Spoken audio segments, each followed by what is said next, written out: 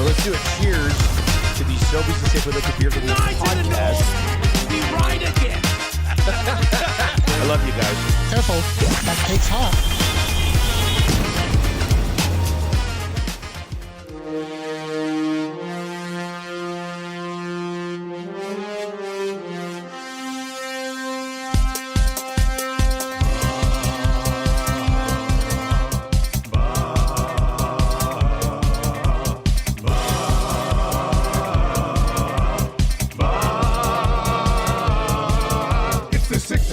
Check-in, come on, let's go.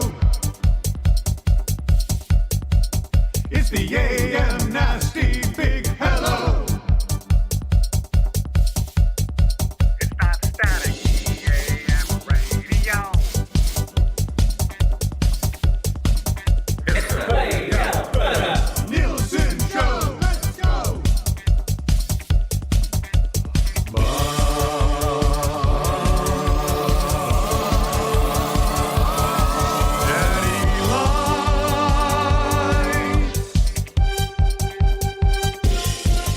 Everybody tuning in, even my wife. Mommy likes too. And those Macromala intros are cutting like a knife. Hey, it's Mitch texting in, he's your dealer for life.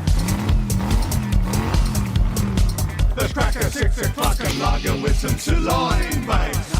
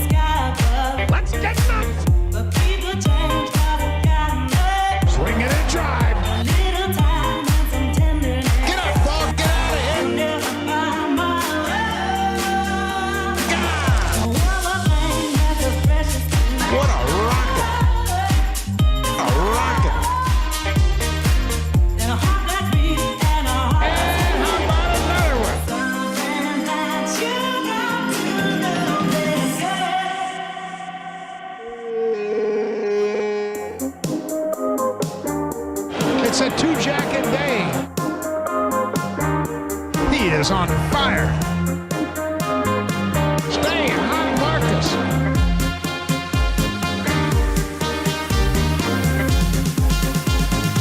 Huge. What a moment for George Springer. George Springer. He's done it again. It's the major leagues.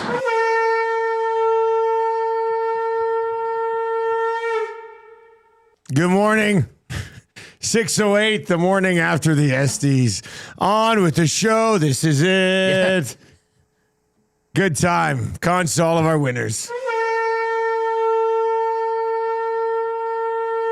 The Nielsen Show is brought to you by Weiss Johnson today. Weiss Johnson, whoa.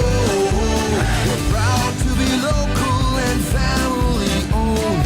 Count on experience to speak for itself. With Weiss Johnson, whoa. Striving to bring you a comfortable home. Weiss Johnson, whoa. Weiss Johnson, Edmonton's train home comfort specialist for nearly 50 years. For all of your furnace, air conditioning, heat pump needs, visit www.weiss-johnson.com. They are hands down the best in the biz.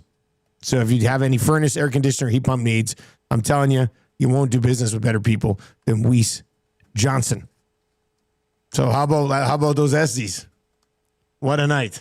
Yeah. We got You were very wise to go home and skip the after party, buddy. Look, from falling hands, I passed the torch Yes. from last year to this year. So congrats on the Esties hangover.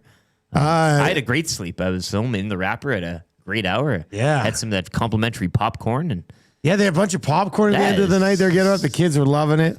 just great stuff. You are listening. If you're listening on 95.7 Cruise FM, you're listening to an award-winning show right now. Simple as that.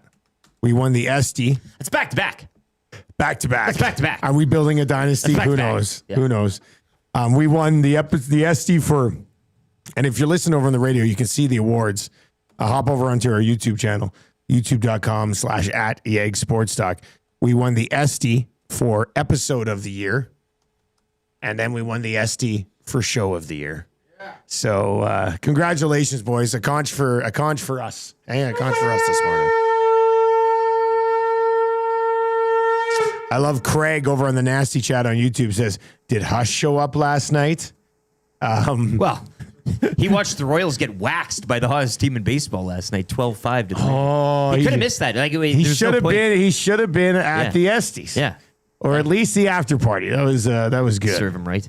I should have listened to my parents. Old HR Daddy and Nasty Nana. They were leaving at about 11:30. My mom comes over to me with my. HR Daddy's got the hangout today. He's got. Well, no, I don't think he's gonna be on it today. What? Yeah.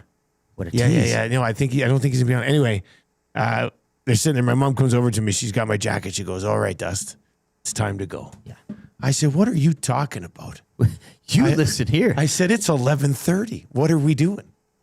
And then I went over and sat next to my dad. I said, "Really?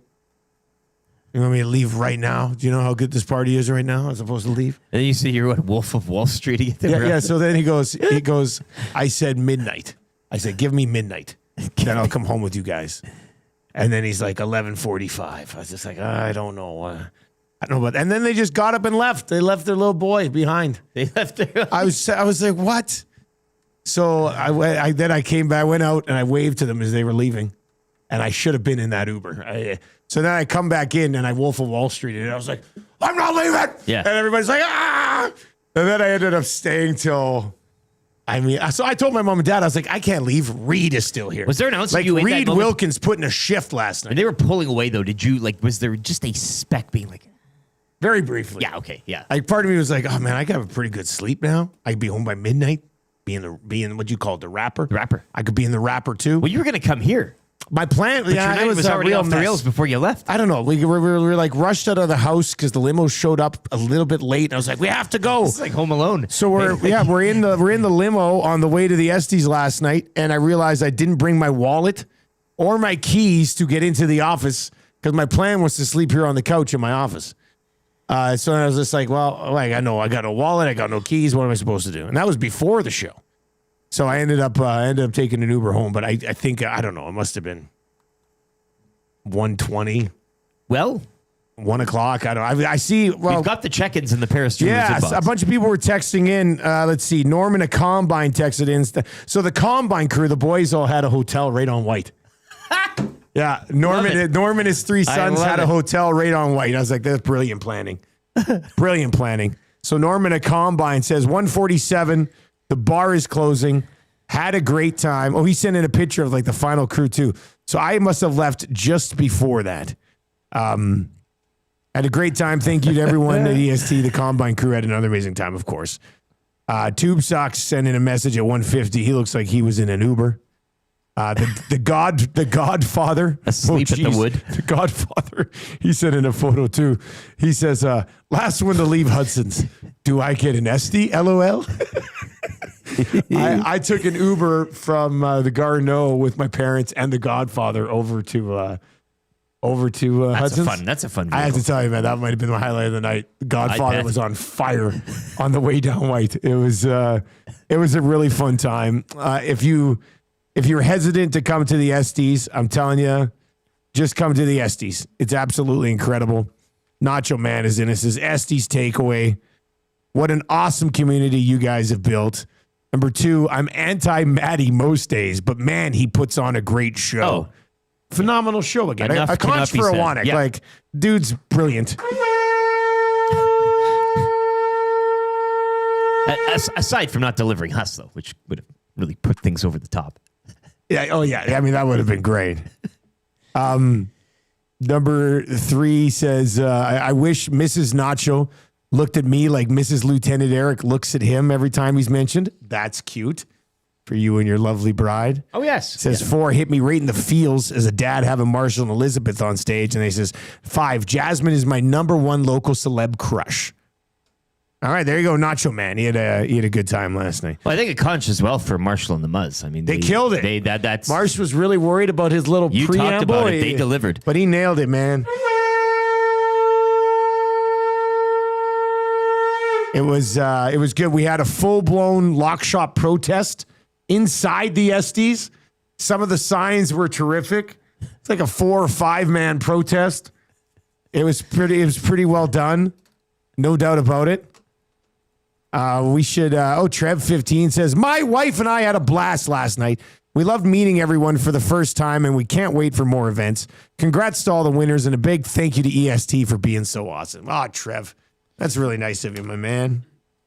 Let's dive into, I don't think Maddie's updated the winners, obviously. I mean, it was late night. But we can dive... How are the winners not updated online? It'd be nice to see. I'm glad you had a great show last night. But give us the winners online. People are wondering. By the way, it was our first gentleman's sweep show that won the episode of the year. So that was fun. Yeah, to Reed's chagrin. He's just squirming in his chair. Yeah. Reed ended up winning a couple of Esties. It was a big night. I can like the last 3, I guess the last 4 of us that were there for EST were myself. Jasmine was still there. Tommy was still there, obviously, and Reed Wilkins was there late. I was very impressed. Yeah. Anyway, you can text us anytime if you were there last night. You had a good time. Hopefully, maybe you got some of our new coffee. We've got 13 bags of the coffee left for now. This is a beautiful coffee. We're going to dive into that. You will be later this hour. I'm going to have a cup of coffee, a cup of Joe, I think they say, around 6:45 What's today. coffee? I'm not sure how it's going to go down. You can text us anytime in the Paris Jewelers inbox, 780-218-9999. Flexible payment options is in. Do not pay for 1 year. It's online, parisjewelers.com, Canadian, family owned. One of your text messages will win Royal Pizza Text of the Day. Maybe it ends up winning Text of the Year, like Big Dave.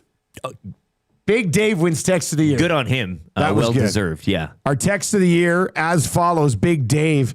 If Tommy's nuts pop out of his shorts, we get 2 more weeks of summer. Royal Pizza, still making it great. The jingle and the text pairing, gold. Still making it great with the best and freshest ingredients. You'll find top-notch service for over 55 years. Order online today, www.royalpizza.ca, or visit one of their 14 locations in the Edmonton area. You ended up having the pre-meal Yeah, RP? man.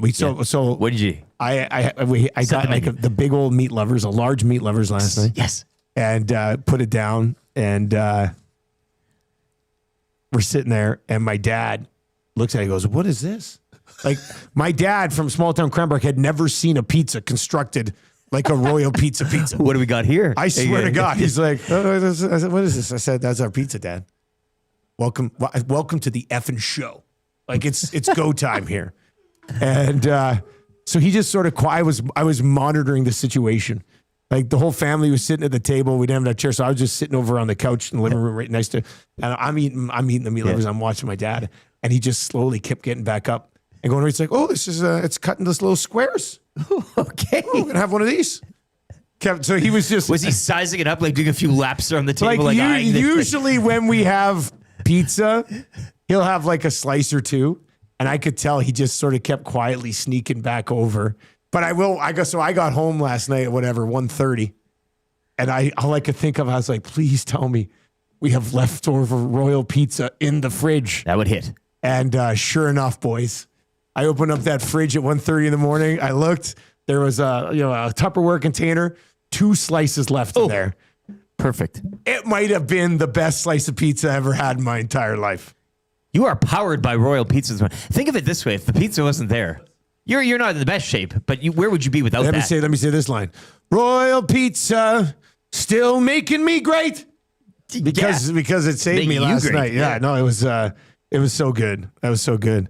Let's lay out the show for you today. Our 6 o'clock hour is brought to you by Ewell.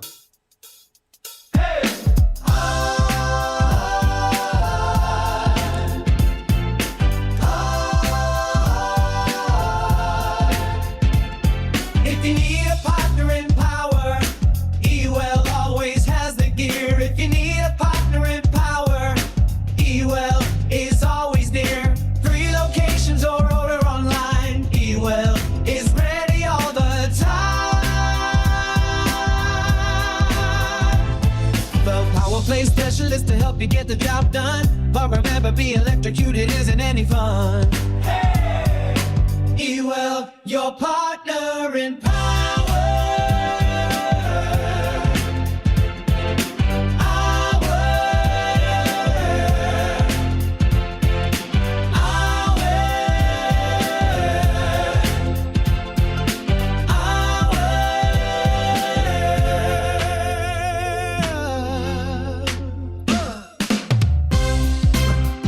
Yes.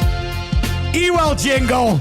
They are your 6 o'clock hour sponsors today. That is an absolute banger. I love it. Let's lay out the show for you today. We're going to give you the Esties winners. We'll get into that for sure. Many of you curious. Morning announcements coming up for the Rundle Park short course. Off season. What off season? What off season? Dare I say the blue line is the strength of this team. We're not going to play the McDavid Friedman interview. How long is that? Actually, that's not a bad idea. 3 minutes. It's only 3 minutes? Well, he doesn't really talk. Did something happen on It's it? more about the body language. Really? Oh yeah. People were pretty confident yesterday, and that confidence has dipped a bit. He's leaving. What? He's leaving. Yeah. But I just wrote the song and sent it away, the McDavid signing song. Well, I'd get your money back. Yeah. Keep the Oh, I receipt. should, because that's like $400 US. I'm going to tell that guy, hey, sorry about this. Thanks for producing this, but we might not play it, so I'm not paying you until McDavid signs. Oh, I didn't, I was totally out of the loop on this. Have you heard it yet? No. I want your first blush take on it then. All right. Yeah. Where is it? I see Is it on X? Yeah, it's all over the place. Yeah. I have to see this. We'll play it for him. Play it for me. Yeah, we can do Over that. a cup of coffee. Yeah. You know what? That's what we'll do. That's good for Italian Center. And then you I'll can- have a cup of coffee. Cup of Joe, and you And can. we'll Yeah. Size it we'll up. play this, listen to it, I guess, eh? Yeah. Okay, let's do that. Yeah, we'll find that. I'll just play it off my computer here. Whatever. Or you got yeah. it. See, I find it. Send me the link. Let's all play it at And the I'll same just click time. it. Yeah, we'll see if we can time it up. Justin Dunk from 3 Down Nation is going to join us just after 7 o'clock. He'll be our GS Construction headliner today. We'll talk some CFL there. Play Alberta early bird bet of the day. Free advice for Damon Bunting. Really missed Bunting at the Esties last night. Yeah, he makes those shows. But, He's in Mexico. He's having the time of his life with the agency. But Bunting, we could have. I miss Bruce Simpson too. Bruce had an Oil Kings event. That made me sad. Eric Macramala bailed on us today. because he didn't win. I think it's because he didn't win Guest of the Year. So How let's. about that Boudreaux acceptance speech, though? Hey, Oh my God! One of the highlights of the night. Macramala. We'll still read a bunch of intros. So let's do in Macramala intros on reasons he's not here today. Kind of easy trivia. 3 questions too many. Rick Zamperin, who covers the Ticats. The Elks play the Ticats this Yes. week. We're going to get into that. Lieutenant Eric's weekly rankings of power. That's on the way. And then the wrap for William Huff. do we also have categories for tomorrow's draft yet? I may have missed No, we that. got to lock those in. If we could, yeah, maybe. Another thing I have to do today. All I want to do is go sleep in don't my have to. office between now and lock shop. Oh, like last night we're at Hudson's after Jay comes up. We're talking about a possible client that reached out and is Oh, we're talking interested. about business last yeah, night, and he's huh? like, "Hey," he goes, "You get my email?" I was like, "It's midnight after the Esties. I love your commitment to the business, but I don't want to talk about this right now." Can't talk shop at the. And then he yeah. goes, "Well, you have some time just after 1 o'clock tomorrow." I was like, "I want to go home and sleep after 1. What are we talking You'll need about?" 2 cups of coffee now. So yeah, so he's trying to book a meeting. Like, there's too much stuff going on, but frustrating. Eh? Extremely frustrated today. But you're having fun. Morning announcements.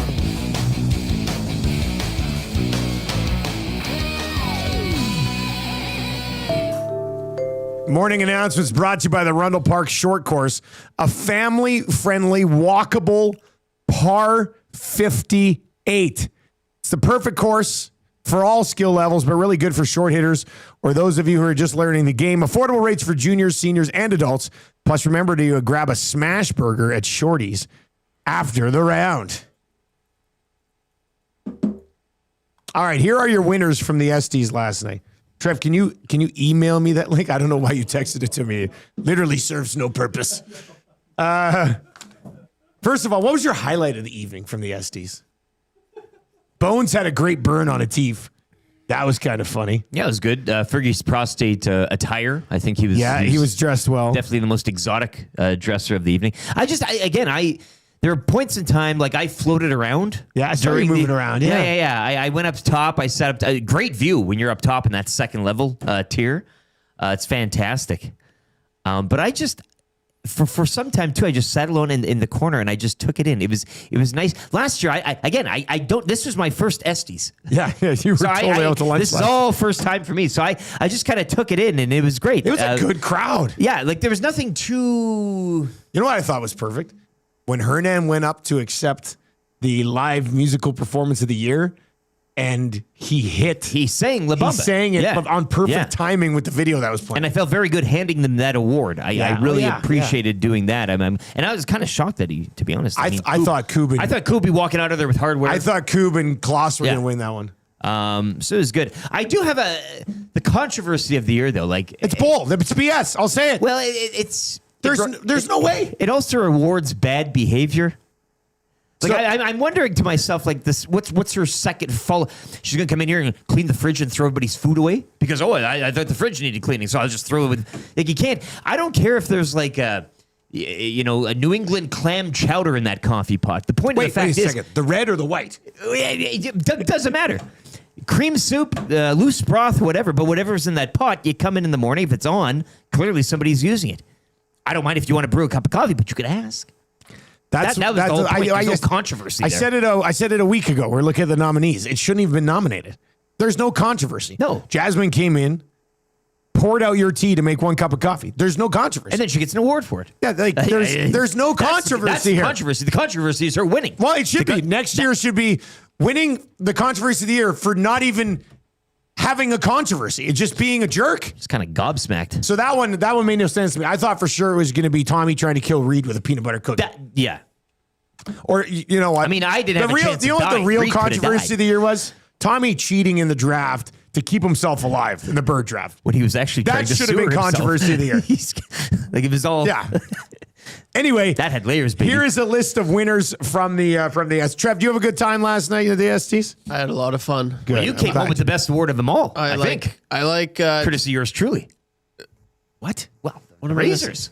Oh yeah. Yes. I presented Trev with new razors so he could stop shaving his face with a 9-month-old razor. Yeah, that's nice. Yeah, I'm going to use that today, I think. You should. Well, yeah, you should. You'll love it. That was good. And then meeting everyone with LT, doing Ticats. That was fun. That's always nice. Yeah, that was really good. You kept those John A's, right? Yes, I did keep the John A's. Oh, did we get some John A's? Yeah, I got a few. You know what's funny, though? The guy's like, I don't have a John A, but I have a $10 bill. It's some, I can't remember who it is, but I mean, yeah. Old style. There were no old style John A's. It was the new bill. Yeah. But different. But still same. You know what? We'll let this slide. Yeah. It was great. I loved Gager's speech. Man, that was moving. It was emotional. I love Gager, man. That was great. Meeting some new nasties was awesome, man. There were a few guys who were out for the first time. That was awesome. Just so many kind words. It was awesome. It was just cool to see them being involved and just what they had to say. It was great. They were just taken back by everything, and it was awesome. And then Koob was... He's funny, man. Okay, I've never met anyone in my life like Zach. Like when he tries to be funny, I'm like, leave me alone, please. Leave me alone. It's not funny. But when he is just like just riffing, just off the top of the dome, he is genuinely super funny, man. Like his acceptance speech, everything about him. So that was great. Just all in all, another amazing night. It was a good time. All right. Let's whip through these winners quickly. We got off season coming up. EST show of the year. Fist me. We got it again.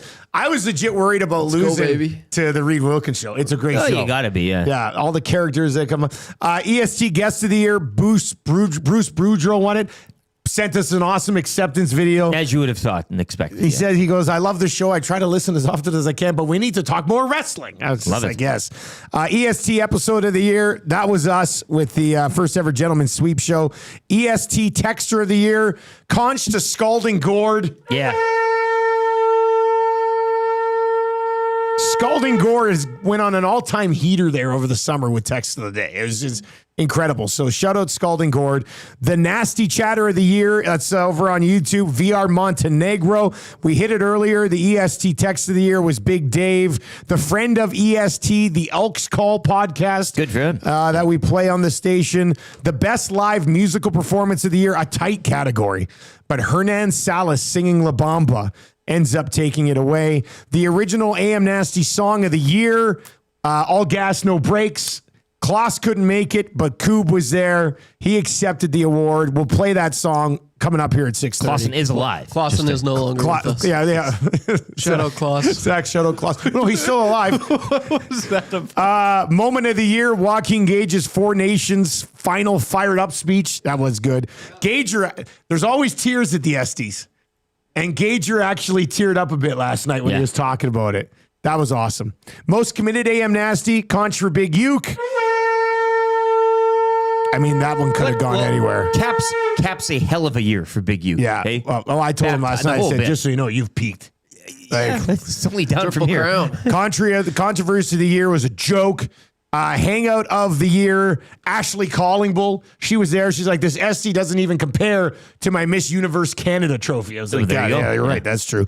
Rant of the year, Murray McCourt on Stuart Skinner. Best on location when we were at Popeyes for the full day for Ben Stelter Day. Hangout guest of the year was Mac T. He thanked the nominees from last year for some reason. On point. Event of the year ended up being the 2025 Nasty Bash. AM Nasty of the year was Big Uke. Gutsiest performance was Reed doing the show with an injured eye. And the rookie of the year, also Reed Wilkins. A two-time ESTY winner last night, Reed Wilkins. Yeah, well deserved. Yeah. Only two. No, it was an could have been more. awesome night, man. We're going to continue to get into that. We're going to hear what McDavid had to say.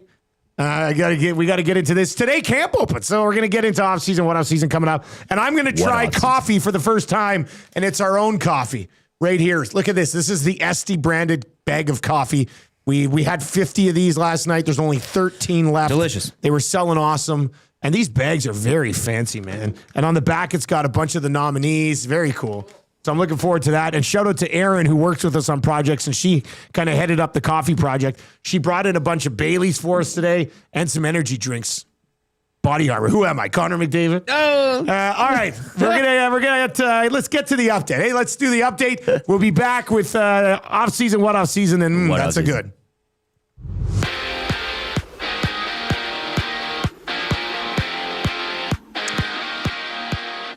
Joey Loperfido and Nathan Lucas homered as the Jays make it 6 straight wins with a 6-5 victory over the Rays. Game 3 of the 4-game series tonight. First pitch 5:05. Kevin Gausman scheduled to start. The Jays remain 5 up on the Yankees and now 7 up on the Red Sox for the lead in the AL East. Bo Bichette, meanwhile, he will miss the rest of the regular season due to a sprained knee that he suffered earlier this month. This follows the shortstop receiving a second opinion on the injury Monday. Jays hope that he will be ready come playoff time. Elsewhere around the diamond, Cal Raleigh, big dumper, breaking the record for home runs in a season by a switch hitter with 55, as the Mariners would dump the Royals 12-5 for their 10th straight victory. Shohei Ohtani, meanwhile, created his own 50-for-50 club last night as he became the first player to record 50 strikeouts from the mound and 50 home runs in a season. And over to the Oilers, they released their 55-man roster yesterday, had a main camp opening later this morning down at Rogers Place with medicals and fitness testing. The 8-game preseason schedule begins Sunday with a split squad game against the Flames. The club will also face the Jets, Kraken, and Canucks in home and away games. Hour 1 of the Nielson Show continues next here on Edmonton Sports Talk with Offseason. What offseason? What offseason? On the Nielson Show, we are live on YouTube. We are live on iHeartRadio. We are live on TuneIn Radio. We are live at EdmontonSportsTalk.com. And, of course, we are now simulcast live on 95.7 Cruise FM. Shout out to the team over at Cruise. You can text us anytime. We'll get to a few more of your text messages. That is the Paris Jewelers inbox at 780-218-9999. That's 780-218-9999. And, hey, one of your text messages will win text of the day for Royal Pizza. The Nielsen Show is brought to you by Weiss Johnson this morning. Weiss Johnson, whoa. And, of course, the 6 o'clock hour is brought to you by Ewell, your partners in power. Let's dive into off-season. What off-season? What? Off season. You don't need a reason to keep people pleasing. Treason, reason, keys and sneezing. It's off season. What off season? It's off season. What off season? It's off season. What off season? It's off season. What off season? It's off season. What off season? It's off season. What off season? It's off season. What off season? It's off season. What off season? Now they report to camp today, but technically the preseason doesn't count.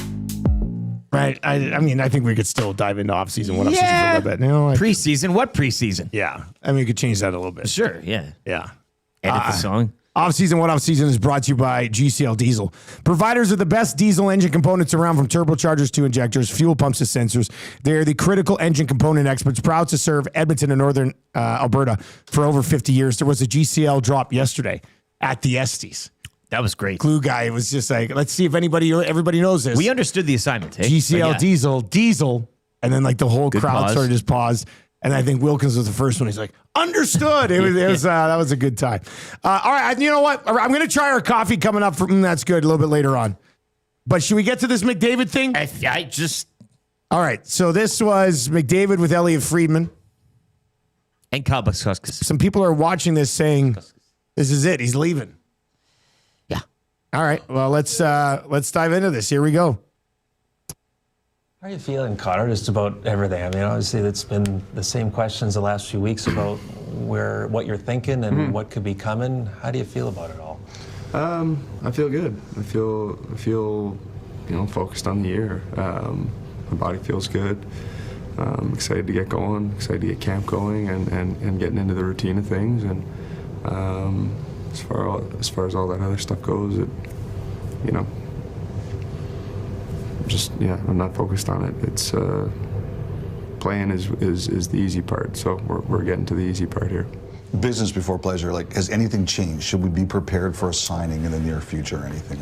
Nothing's changed as of now. As I said all along, I've said since June, I'm going to take my time with it, and I still intend to do that. And it's a big decision. It's not something I take lightly or my family takes lightly. Everything in my life's been building to be here and be in this position and be in this moment, and it's not something that I'm just going to dream up and decide, I'm going to think it over, and we have been and we'll continue to do so. I admit, I'm surprised. Like, I thought we'd get here and there would be something.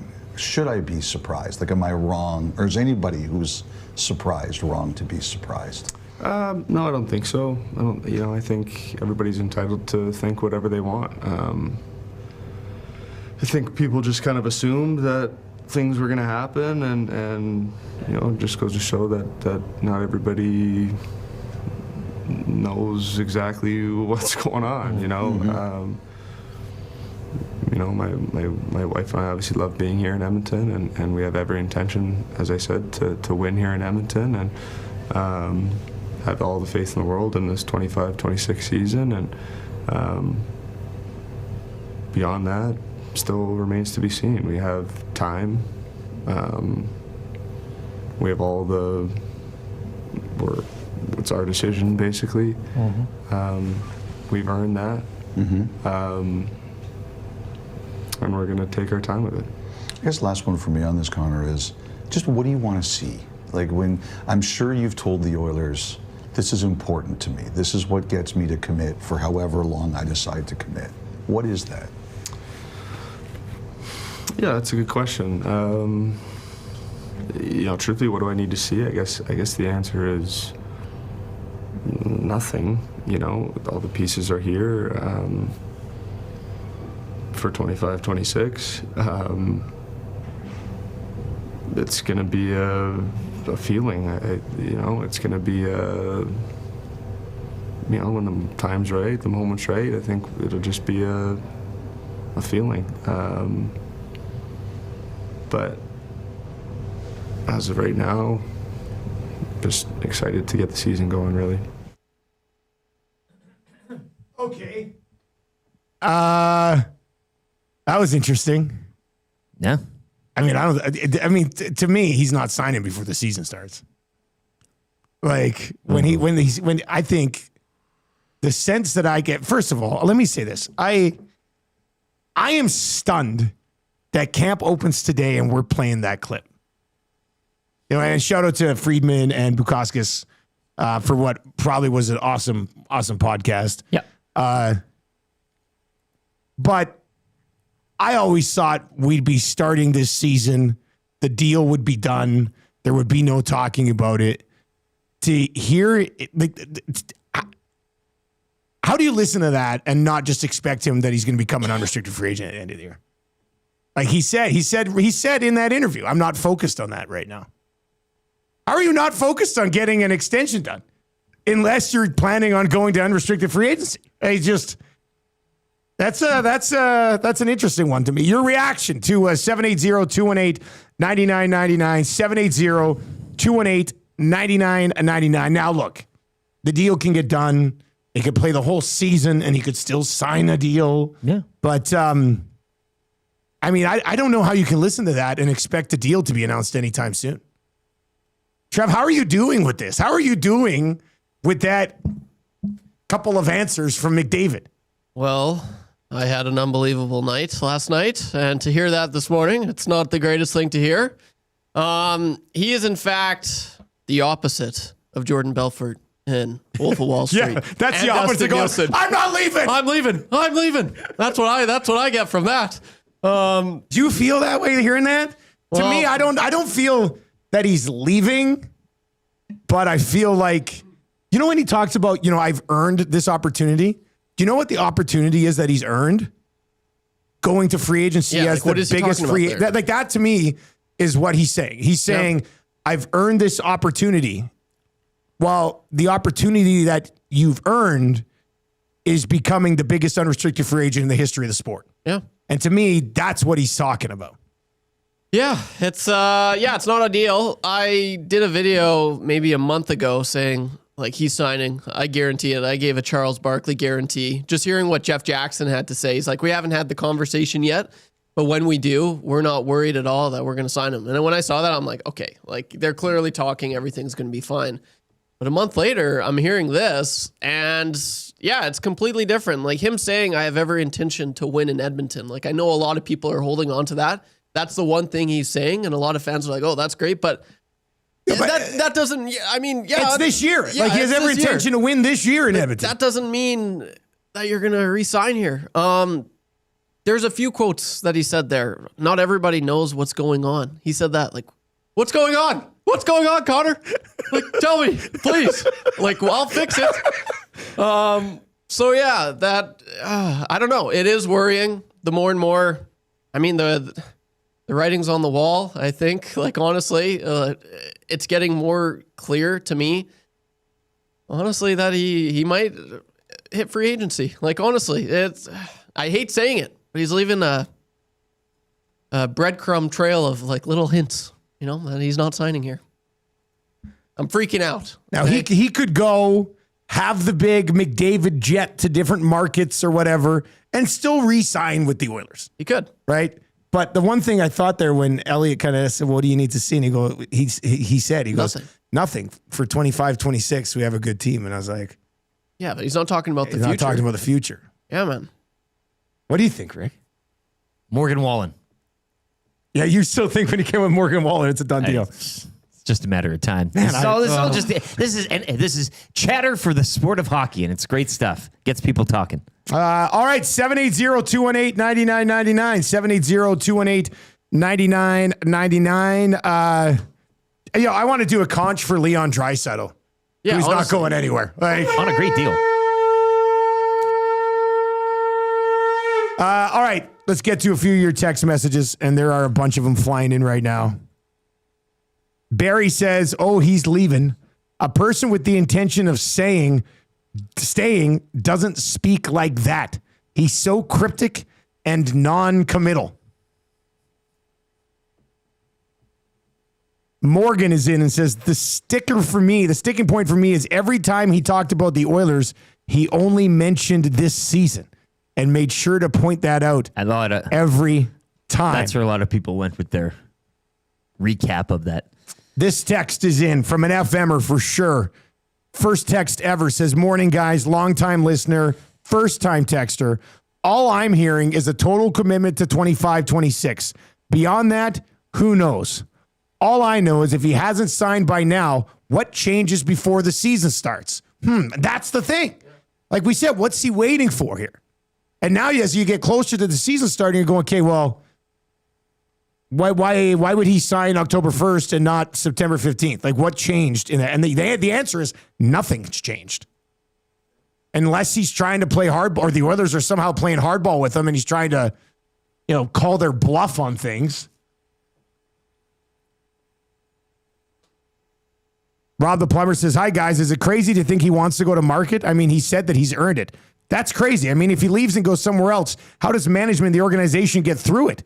Bowman better get a few impact players, or he might just walk away. This is nuts." And that's why every time he goes, I've earned this opportunity, I'm like, he's talking about becoming the biggest free agent in the history of hockey. Yeah. And, we said it 2 weeks ago. I said, imagine being in your industry and knowing that everybody wants you. And you only have maybe this one chance. One life. To go and tease everybody. If it was in your career, would you not be extremely tempted by that? Yeah.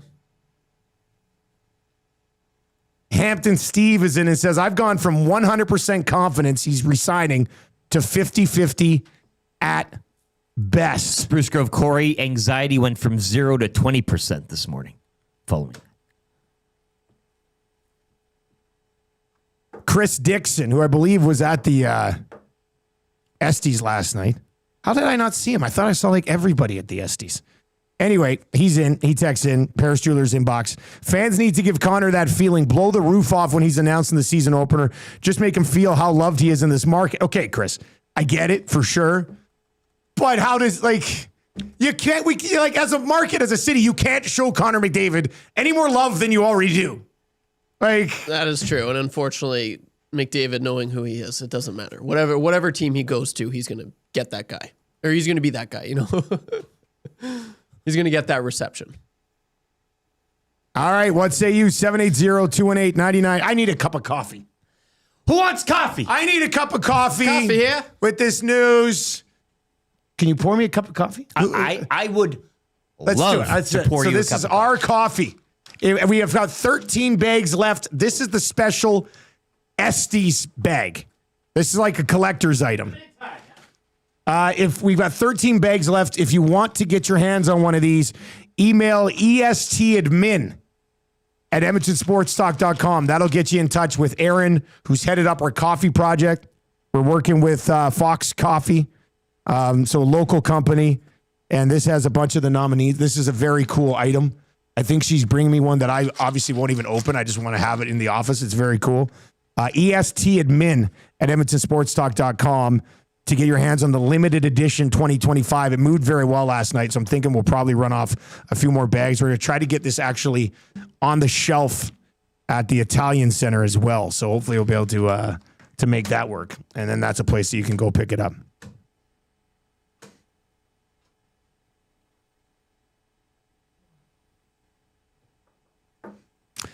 Big Maples, and it says, "Somebody needs to show Connor the episode where all the big agencies were trying to sign Vinny Chase, and it turned out that he was more comfortable staying with Ari because he knew where he stood with Ari. That should send a message." Now that is Entourage reference. I do believe you. I only watched one season of Entourage. I liked it, but I never got into the rest of it. Barry says, can we start talking about trade packages for McDavid now? No, not yet. However, once the puck drops on the regular season, that's a thing. Like if people want to text in and go, oh, well, prior to the deadline, should they do this? You want to get I mean, nuts? what are we supposed to say? No, it's impossible. Bruce from William Huff says, if McDavid's not going to sign before the season's end, he's going to free agency. He better have a heck of a year to prove the other GMs he's worth the money. Well, it is a bit of a show me. McDavid has like a slightly off year, and Tampa Bay is like, I'm not sure about this now. Has he hit his peak? Yeah, no, I like that. Triple P says, serious question, guys. Where could he go where they can afford him, but also have an equal or better chance to win? And if equal, why not stay where you've established a life and friends in and out of the team? Well, look, we went through this. I basically brought Trev the truth. Changed my mind on a lot of things. Like Tampa Bay, let's just use Tampa Bay for example. You'll save a bunch of tax money. Tampa Bay, let me see if I can bring this up again. Where is it? They've got like $26 million in cap space at the end of this season. The cap is going up significantly again. Here are current caps for 26-27 cap space. Okay, now we already did this. Let's make this, that's good. Let's dive into, that's good. I'm going to try this coffee. I mean, I came in, I was pretty tired today. You're going to be fired up. I'm going to definitely have adrenaline to get me through the show here. So this is current cap space at the end of this upcoming season. So this would be cap space going in to a possible McDavid unrestricted free agency. Vegas will have $20 million. Now they've only got 14 guys signed, so that's spread it around. 14 is going to be tough. But let's see here. I don't even want to say it, but Toronto has $24.8 million. They've got 16 guys signed. Tampa has $27.7 million. Already has 17 dudes signed. We'll still have 27 mil. The Rangers have 30 mil with 17 guys signed. The Kings have 34 million with 15 guys signed. The Oilers have $45 million, but only 11 guys signed, so they got some work to do there. But like with the cap going up, some of these elite contenders will have the space to do this. So I don't know, man. I still don't think he's leaving, but man, is he very non-committal in conversations. And it'd be tempting to listen, right? Well, that's the thing. That's just like, it. But now, as much as it would break some hearts here, dude. No, but if anybody is in those skates, right? Here we go. I like this. First timer texting in. First timer, hear me out. It's all a ploy. Keep up the charade that he might walk next summer. Come trade deadline, teams are offloading, making space. Even in July 1st, nobody else is getting signed. July 5th, he re-signs at Edmonton. This is Gager's burner here. Yeah, that was Gager's. Yeah, that was Gager's suggestion. Yeah. Well, that's an interesting conversation today, isn't it? The more and more I think about it, I could see a LeBron situation. Like sign short term to a contender and then come back to Edmonton. That's what I'm... Oh, man, I'll tell you right now. He leaves, he's never coming back to Edmonton. Really? No way. Oh, never mind. No way. I don't see it. Don't say that. If it was his home. Take that back. Sorry, man. Take that back. No way. I will not take it back. That's a good for the Italian Center. You know what? You're probably, especially if you're at the Esties last night, you don't want to make dinner tonight. Swing on by the Italian Center. Pick up the old Massimo Heat and Serve, made fresh daily. Pop it in the oven, 15 minutes. That's a good. Brian over on the Nasty Chat says, man, oh man, this is a generation of paranoia. Relax, he will sign. Patience is a virtue. Yeah. Good show, Brian. All right. I'm going to try coffee for the first time ever. But it is our own coffee. Yes. There were 13 bags left. You can email ESTadmin at, I think if it goes well, we're working on getting those, like a little cup, and then you sign up for a coffee program, and we'll give you like enough coffee for 3 months, and you can put it in your little cup and use that. But ESTadmin at EdmontonSportsTalk.com. If you want one of the collector items, they're $20. All right, boys. We'll never forget this day. The morning after a successful second Esties, Conor McDavid looks like he's walking to free agency, and I'm trying coffee. This could get you an ESTY next year. Gutsiest Day performance one. of the year. I think so. All right, coffee. Let's see what's up. I have to say, I mean, It's a nice our medium coffee roast. does smell. Is that what it is? Yeah. Would you like to? You could try a bean too. We got a bean in the I don't fridge want to today. do beans. Let's not get carried away. Here we go.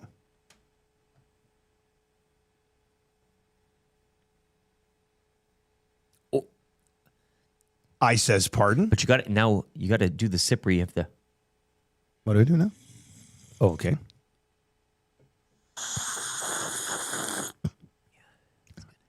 That's good. Yeah. That's good.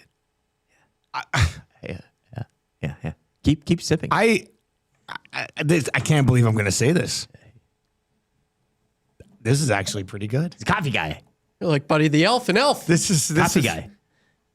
It's not bad. I thought I'd be one of those faces where I'm like, but No cream, no sugar. This is this is straight up cup of coffee. Hey, nothing starts your day like a medium roast Estes You can say EST cup of coffee. Joe. You can say cup of Joe. Ladies and gentlemen, a nasty brew. That's what it's called, but it's not nasty. It's a funny name because I'm going to drink this whole cup. I love it. Let's go. I'm gonna drink this whole cup. You're gonna be flying. Oh my God. Zamperin doesn't know what he's getting into. Oh, Zamperin is in for a show at 8:30, baby. You feel that? I was planning on sleeping on the couch right after the show, but now I'm just going to sit around and drink coffee. You are going to become big coffee guy now. This is pretty You good. get it down. Yeah, I like it. Yeah. Oh, this is a conch for the nasty brew. Yeah. That'll put some hair on your chest. I hope so, because I'm not a big hairy chest guy. Oh. Yeah, but my chest is very bare. Oh, nice. Not very bare. There's a little bit of hair there, but Slick. Just enough. whew. You're going back for Yeah, fourths and yeah, fifths. no, guys, like- we're not even. This isn't even a bit here. This is amazing. Kind of curious. This is going to be like Maddie bringing in noodles yesterday. Like it'd be great. Yeah. But if you didn't like coffee, you didn't like coffee. Like we wanted to give this an outstanding See, review. I want to treat this coffee business we're getting into. Like I mentioned it on Two Guys, I think the other day. Like Frank Lucas, an American gangster. Where remember he went down to pick up his own cocaine, like straight from the farm. You have to know what you're. I want to be calling you guys on a payphone from Colombia and being like, you got to transfer me some more money for the nasty brew medium roast beans. I want you sniffing bags. Like that. That's the level of inspection we need. Man. I like this. I can't believe it. People. Now- Somebody said they're going to see it on 107. Have you speed walking like Kramer after those lattes? I gotta get this.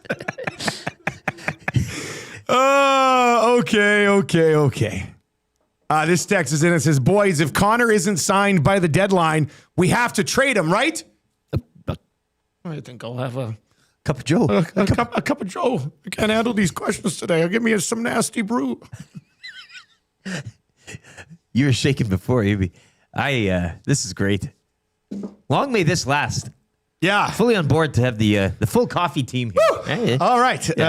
We're coffee boys. Coffee boys. All right. Justin Dunk is going to join us. He's coming up. The 6 o'clock hour has been presented to you by Ewell. Ewell, your partner in power.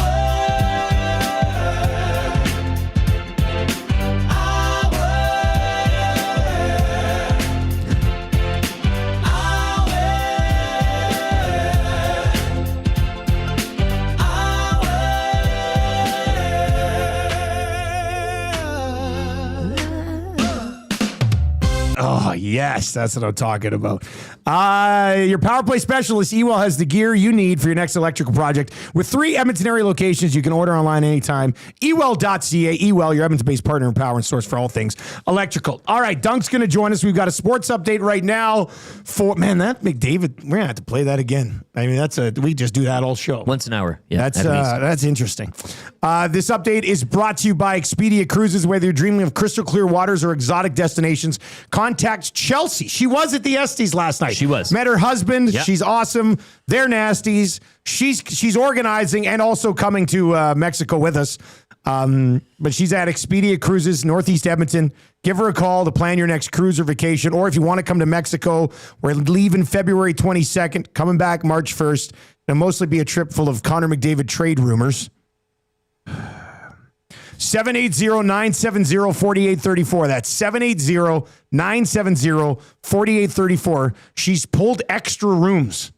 We've got a couple of extra rooms. Love it. Because the trip's been selling so quickly. So 780-970-4834. Dunk on the other side of this update. Let's get to the update with LT.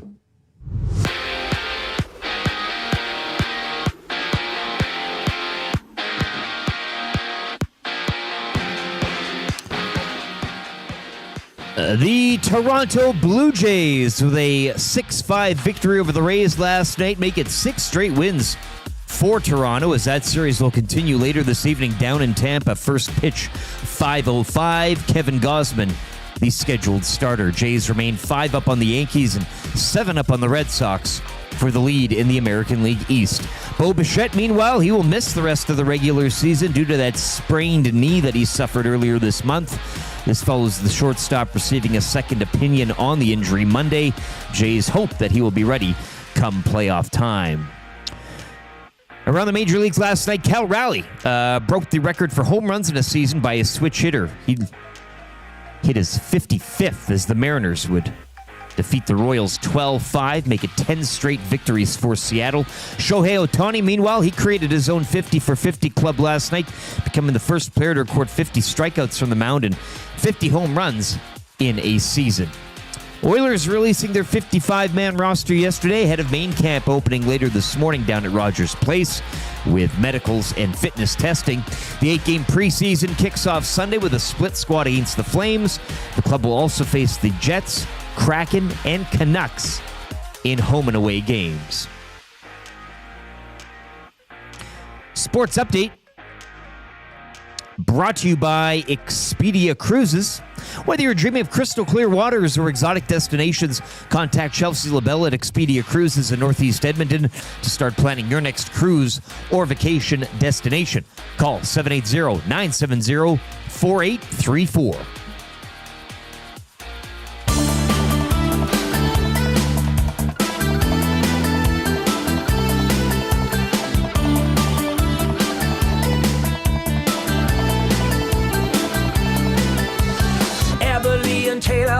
He came in and moved them all. 1-for-1, the deal's done. Bobby Mack let us know. Ryan Strome, lost it twice. Drake from Manning was not nice. 2 good picks, they went for Griff. He just had to go.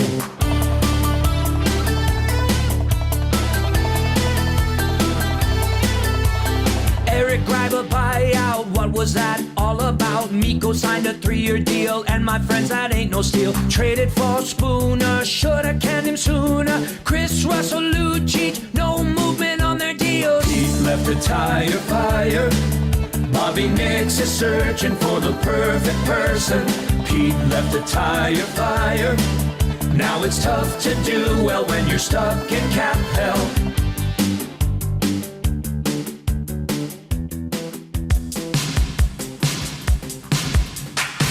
Very impressive. Taken a few years to put all this together.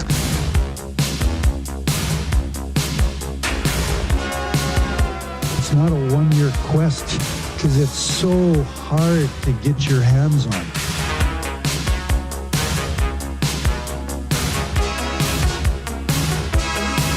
At this stage of my life, I don't invest in green bananas. It's a lifetime quest. Just not sure if I'm going to be around long enough to see them ripen to be yellow.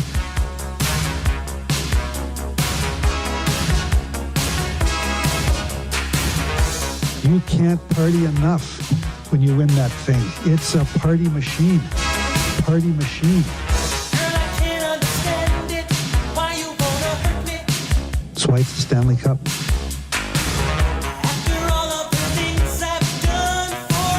It's hard. It's hard.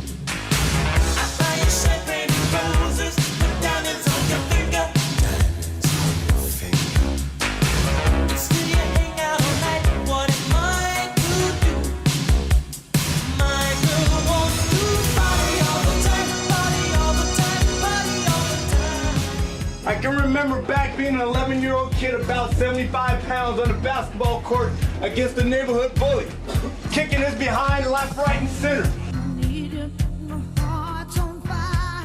And when it was all said and done, he was a little bit upset, so he punched me in the mouth.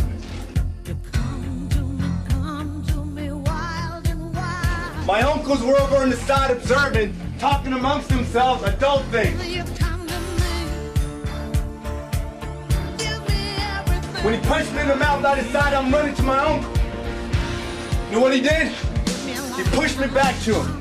I went back, he punched me in my mouth again. I ran to my uncle, looking for protection. Needed Big Bro to protect me. He pushed me back again. And you know what I did? I faced him in the eye. And I said, my uncle's not going to help me. So I punched him in the face.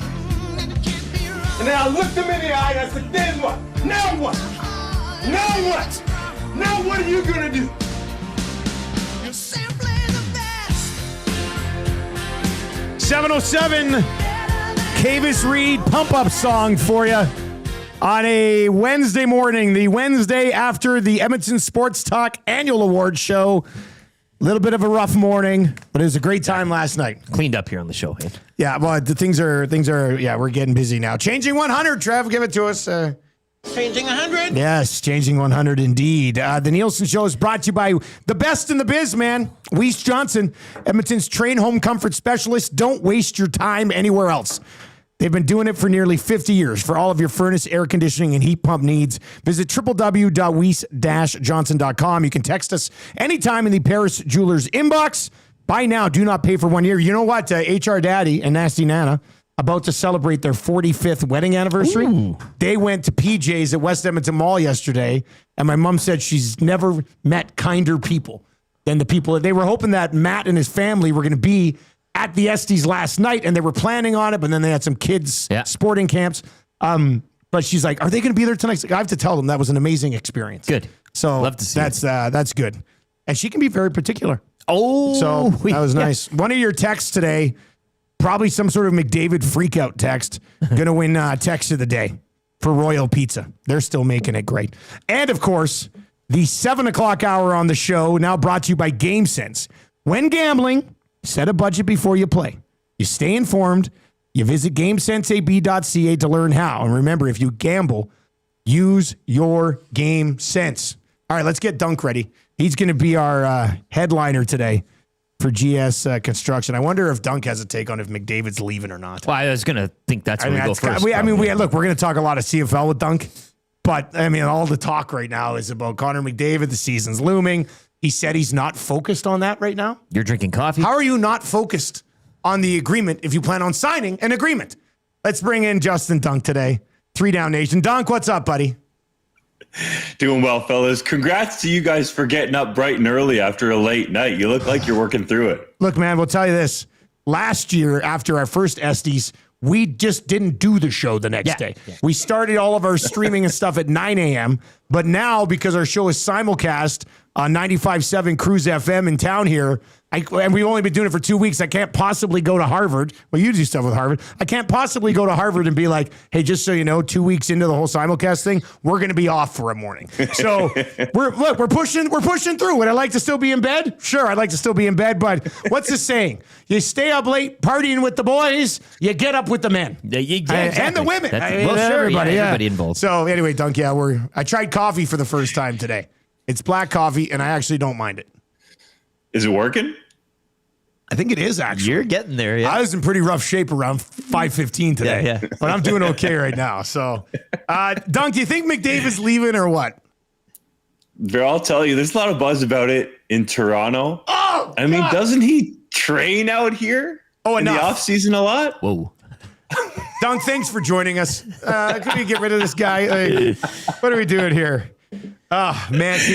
Can you imagine the buzz in Toronto after his chat with Friedman and Bukauskas, where he's just like, I can. God, I think we're starting to get worried as a city now, Dunk. I think that's what's happening here. But just giving you the real takes, fellas. That's what 3 Down does, man. We appreciate that for sure. All right, let's get to some stuff around the Canadian Football League.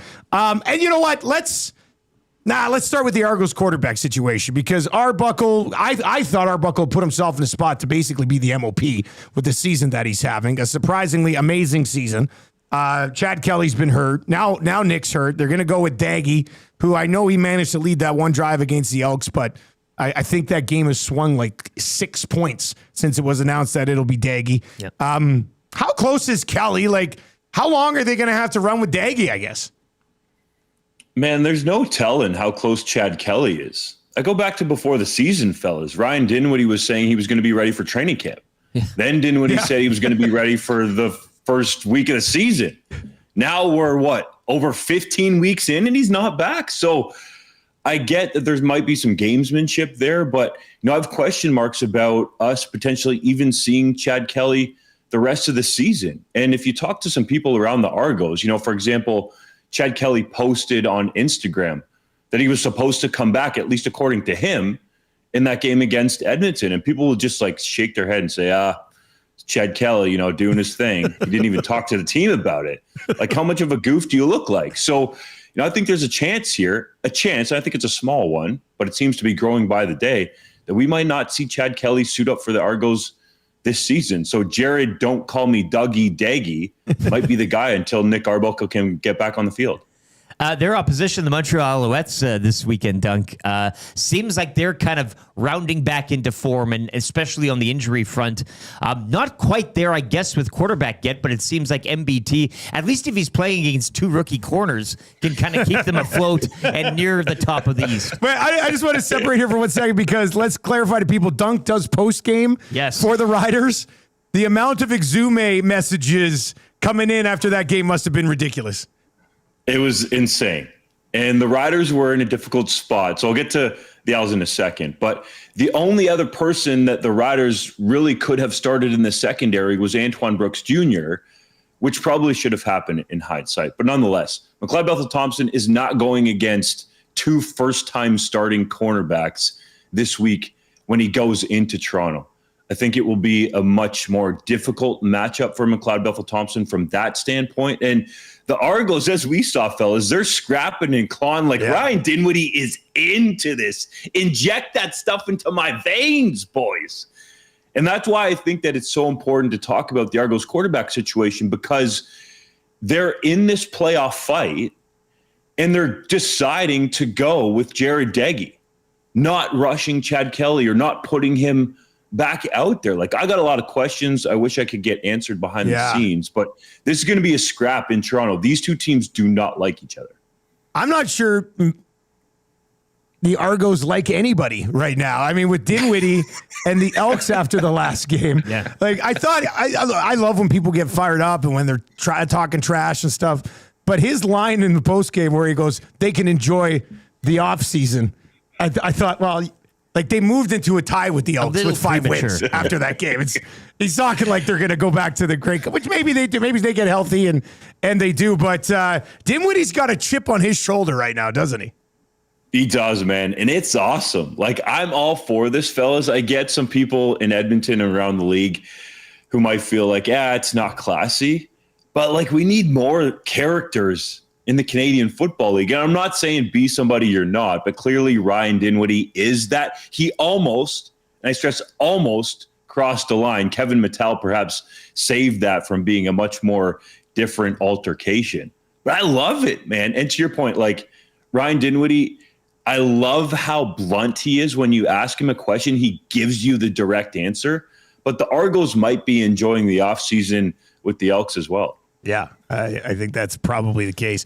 The Elks get the Ticats this week. I'm curious, how much have the way the Ticats operate offensively, how much has that changed through the year? Because at the beginning of the year, it was Bowen Kenny, Keandre Smith, and now it seems like Greg Bell has become almost a focal point of this thing. How much? So the Elks see them this week, played them a few weeks ago, should have beat them. Horrible drop by Keon Julian Grant.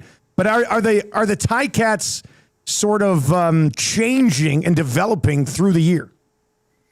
I think yes, in a way, but also Scott Milanovic and Bo Levi Mitchell are simply taking what's there, right? When you have the guys you listed off there, everybody knows them, Kenny Lawler at the top, and teams are playing more coverage heavy looks against you, that means it's a simple numbers game in the running game. And when you can run Greg Bell, when you have the same amount of blockers as are on the defensive front on a given play, that Bo Levi Mitchell's like, yeah, we'll just hand it off to you. You go for an easy 100 yards and makes our play action game better overall. So I think this is part of the evolution of the offense, but also the looks that they're seeing on defense. With Arbuckle now hurt and out for a little while, is the MOP Bo Levi's to lose, or do you like somebody else getting themselves in that conversation? I think it's probably Bo Levi Mitchell's to lose. I think we need to look at Kenny Lawler for serious consideration, but it's difficult because, what comes first, chicken or the egg kind of thing, quarterback or receiver, right? So honestly, the other guy that I think I would potentially look at, outside Trevor Harris in the West Division, because I think he's probably sort of the de facto candidate. At this point, he was really good, but has kind of slowed down of late, would be Justin Rankin in Edmonton. But the Elks need to make the playoffs, I think, for that to be legitimate. Like, even if he goes 1,000, there's going to be some talk about it. But if Edmonton doesn't make the playoffs, and I don't think it's real. That said, Bo Levi Mitchell was the East nominee last year on a Ticats team that didn't make the playoffs. I still have low-key Nathan Rourke support out there. Like, let's see where the BC Lions finish. I think Rourke gets himself in the conversation. That's where I'd like to go next, Dunk. When it comes to BC and Winnipeg, I mean, Zach Collaros was dressed, but mostly a bystander at practice. You talk about Rourke, and he can always do the impossible, it seems. But it's that defense in BC that holds them back. Who do you kind of like getting that third spot in the West as things stand right now? Both 6 and 7, but obviously Winnipeg, they have the pedigree, quarterback problems now, and BC, good offense, but the defense usually lacks. Winnipeg has a tiebreaker between the two teams, so BC is going to have to finish ahead of them. But honestly, I like the way BC is trending. And for the fact that Dusty just laid out there, Nathan Rourke, I think if we had an MVP award in the CFL, he'd be the MVP. So I think if he finishes strong down the stretch here, he could be in that MOP discussion, certainly. And I think the BC Lions have a real chance, to get in the playoffs, perhaps, not just as that crossover team, but do it in the West. Like, the crossover seems to be a little bit up in the air right now, but I'm kind of leaning BC getting in there over Winnipeg. Like, there just aren't good vibes about the Blue Bombers right now. Fully agree. Dunk, as always, buddy, great catching up with you. And thank you very much for that Conor McDavid comment right off the top. That'll be great. Get out of here. If you need more Conor McDavid, let me know. Okay, man, we'll see you later. There you go. That is Justin Dunk from 3 Down Nation. Does a great job covering the Canadian Football League over at 3 Down. He was our GS Construction headliner today. GS is hiring now. They're hiring yesterday. They're hiring forever. They're insanely busy. Become a part of their great team today by visiting gsconstruction.ca or their page on indeed.ca. For the past 50 years, the foundation of GS Construction has been built on efficiency, quality, and safety. Take your career to the next level. Join the team at GS Construction. Yeah, I'd still sprinkle Rourke for the MOP. And I also say this. I know many people... he's very outstanding. ...think that some people don't want the CFL changed at all. But I brought it up with the commish early in the season in Winnipeg. I would change MOP to MVP. Like, let's just, there's like too many times through the year, especially when we get to awards season. And I'm talking with other people who are voting. They're like, well, technically, it's more MVP than MOP. And I'm like, I would fully be on board with 3 nominees for the MVP as opposed to, and this is what I suggested to Stu. I said, listen, man, we have a most outstanding defensive player. Let's make it a most outstanding offensive player award and then a league MVP. Okay. Outstanding to me, it's like when you're doing, there's standings and then there's power rankings. Well, it's pointless to do power rankings if you're just going to go based, like, outstanding. Like, what do you weigh more, passing touchdowns or passing yards?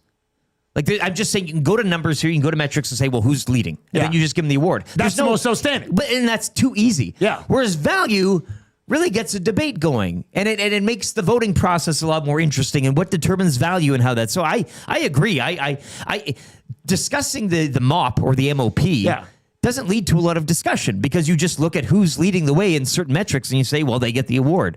And it kind of spoils the surprise. Oh, and that's what also pisses me off is that you'll be looking at a guy who's a great defensive player. and I'll go, and that guy could be the MOP. They're like, well, they already have a award for the defensive player. I'm like, wait a second. Like, so then give Bo Levi Mitchell the most outstanding offensive player award. Sure, yeah. And then make it a league MVP. Yeah. It can't be that hard to do. Every sport, it's universally they have a valued player, like who gives you the most value, and without that player, you would be back in the rearview mirror. So I would love an MVP, but I would also keep the MOPS, offense, defense, and just award based on performance. That's fine. But I think Milligan ran into that issue last year too. Yeah. I mean, put up great numbers. But how often does that happen from a defensive player? You should probably get the MOP there, but again, we just go to. Well, there's already an award for defense. No, that's, but passing it's like the touchdowns, whole passing. when a goaltender stands on his bloody head and should probably be the MVP. They're like, well, there's a trophy for goalies already. I'm like, there's a trophy for forwards too. It's called the Art Ross. Like, what are we doing here? And to Justin Rankin's case this season, like, what would he have to? I know we talk thousand, but would that be enough? If say hypothetically here, Bo Levi Mitchell gets to 35 or whatever. It won't be enough. They'll give it to Bo and the outstanding. Right, which it shouldn't be because how often do you get the 1,000? Well, and that's why the conversation came up a bit there with Dunk when he said, who else could be considered Kenny Lawler? Well, how can Bo Levi Mitchell be considered the MOP or the MVP when we're talking about one of his receivers also being considered? It's a solo act. Right? You can't have two in the discussion. So one of those guys could be the most outstanding offensive player, but somebody else in the league is the league MVP. Yeah. Right. So I think the CFL needs to make that change. I know the CFL is very open right now with the new commissioner to making some semi-significant changes to the league. That's got to be one of them. The value just leads to healthier debate as opposed to just saying, outstanding.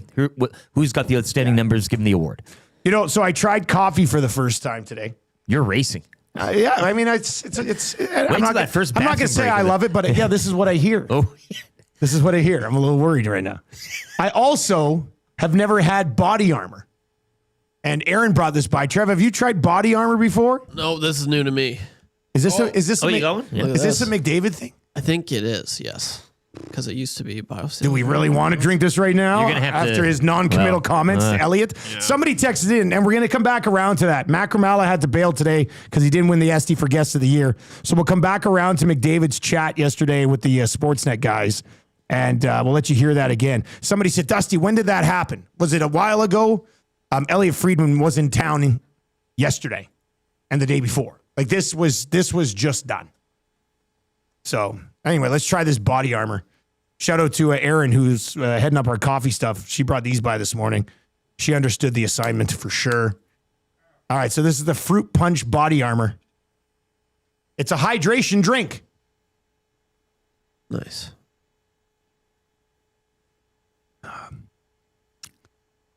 Yeah, I mean, it tastes like every other Get your pull, yeah. drink. Actually, there's a little bit more of a natural fruit flavor here. Okay. As it What's hits the your smell? palate. What's the nose on that thing? It smells like red Gatorade. Okay, I mean, what are we yeah, doing, well, Nick? Oh, mine's orange mango. You like that? Yes, I do. Mango. How about that? All right. Let's get into your Play Alberta early bird bet of the day. Play Alberta is the title sponsor of. I thought I'd give Play Alberta a nice shout out at the Esties last night. You did. Yeah. Our partnership with Play Alberta is massive for us. And a lot of what we do couldn't be, like, for example, I'll just say it, our simulcast right now on 95.7 Cruise FM could not happen without our partners over at Play Alberta. So shout out to Jordan and the whole team over there. They are beauties. The real MVPs. Well, or are they outstanding? Either or. Nobody will know. No. Maddie and I put together a little CFL play yesterday. We'll come back around to that. And then I guess we probably go Jays again. Yeah, that Argos Alouettes thing has really moved taste. I mean, holy hell. I think that's an 8-point swing. Yes. Yeah. It opened at 2.5 on the Argos. Yeah. Now it's 6.5 on the Owls. So hopefully you were listening on Monday when we're like, hammer the Alouettes. Yes. Because it's moved 8 points this week. BC's 5.5-point dogs. Look at this. Edmonton Hamilton. That was 7 yesterday. And now it's 5.5. Now, let me just double check here. So our special is still up.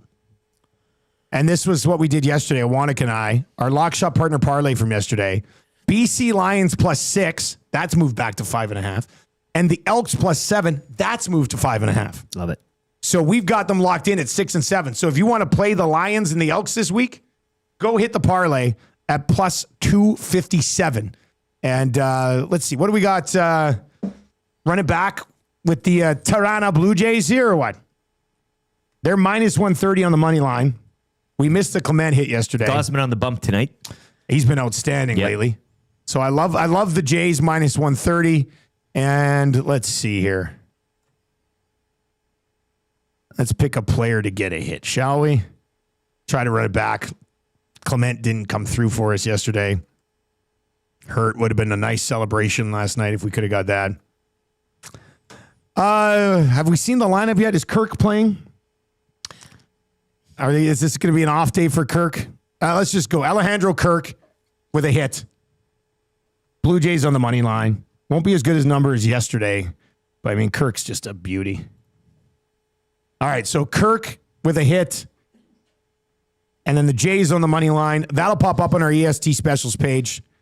And use the code EST Sports if you haven't used it yet. We give you a free bet every month. So deposit $50, get a $50 free bet with the code EST Sports. Bless you, Trev. He's a sneezy boy over in the corner. Make your bets count for you and everyone else with the Play Alberta app with hundreds of player prop bets on the biggest leagues, NFL, CFL, NHL, NBA, MLB, you name it. Plus, they've got all major North American leagues with improved odds this year. You're not just playing for fun. You're supporting your province. Play Alberta revenue helps fund Alberta programs and services. Deposit today with the code EST Sports. Deposit 50, get a $50 free bet. And it's all more convenient than ever with the new and improved Play Alberta app. And I love the fact that Edmonton Sports Talk has basically been integrated into their website. You'll see our EST specials page right there on the quick links.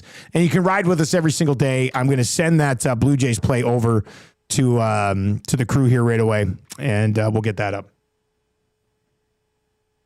All right, if you're watching on YouTube today, smash the thumbs up for us. The 7 o'clock hour of the Nielson Show today is brought to you by Game Sense. And when you are rolling over at Play Alberta, make sure you do play responsibly and use your Game Sense. Check out their website too if you're curious about it. You need maybe a little bit of help and not getting too carried away. GameSenseAB.ca. We got free advice coming up. What do you need help with today? Camp opens. McDavid's not signed yet. You might be on tilt. Do you need a little bit of advice with that? What about fantasy football questions? It was, it was late at Hudson's last night, the after party. I can't even remember who it was. People were asking about they show me his roster. He goes, what do you think I should do with this? And I just straight up, I looked at it. I said, well, first of all, you only have a 4-man bench. It's a 1 QB league. You got 2 quarterbacks on your bench. You got Cam Ward and somebody else on the bench. I said, those 2 guys, gone immediately. I went to the waiver wire. I said, you're going to want to pick up Jordan Mason. He shouldn't even be available. And I love it. I love doing the fantasy football thing. Puppeteering his But team, I really like people in public just coming out to being like, here's my phone. Fix my team. You can't resist. No, I'm a sucker for it. I'm a real big sucker. Free advice is coming up. What do you need help with? Text us 780-218-9999. Get you into the Paris Jewelers inbox. Life advice, work advice, relationship advice, Esties advice, fantasy football advice. 780-218-9999. It is free. Won't cost you a penny. Let's get to a sports update brought to you by the great staff at Park Mazda and dealer principal Mitch Lewicki, who's already gone through 2 bags of our special Nasty Brew. Big time coffee guy. Visit them at 938 First Street in Sherwood Park. Here we go.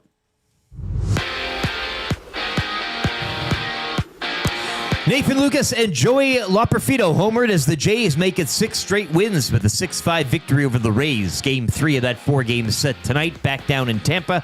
5:05 first pitch, Kevin Gausman, the scheduled starter. The Jays remain 5 up on the Yankees and are now 7 up on the Red Sox for the division lead.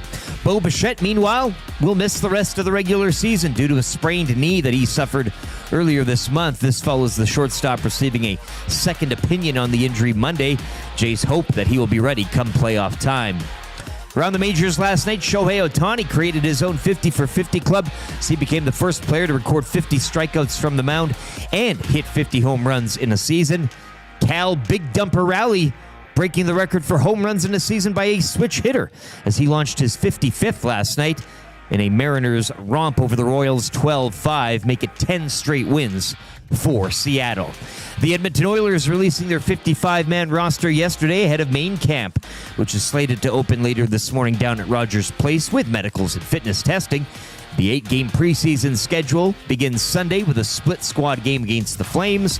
The club will also face the Jets, Kraken, and Canucks in home and away games. Sports Update brought to you by the great staff at Park Mazda and dealer principal Mitch Lewicki, where he took today off to rewatch last night's Esties.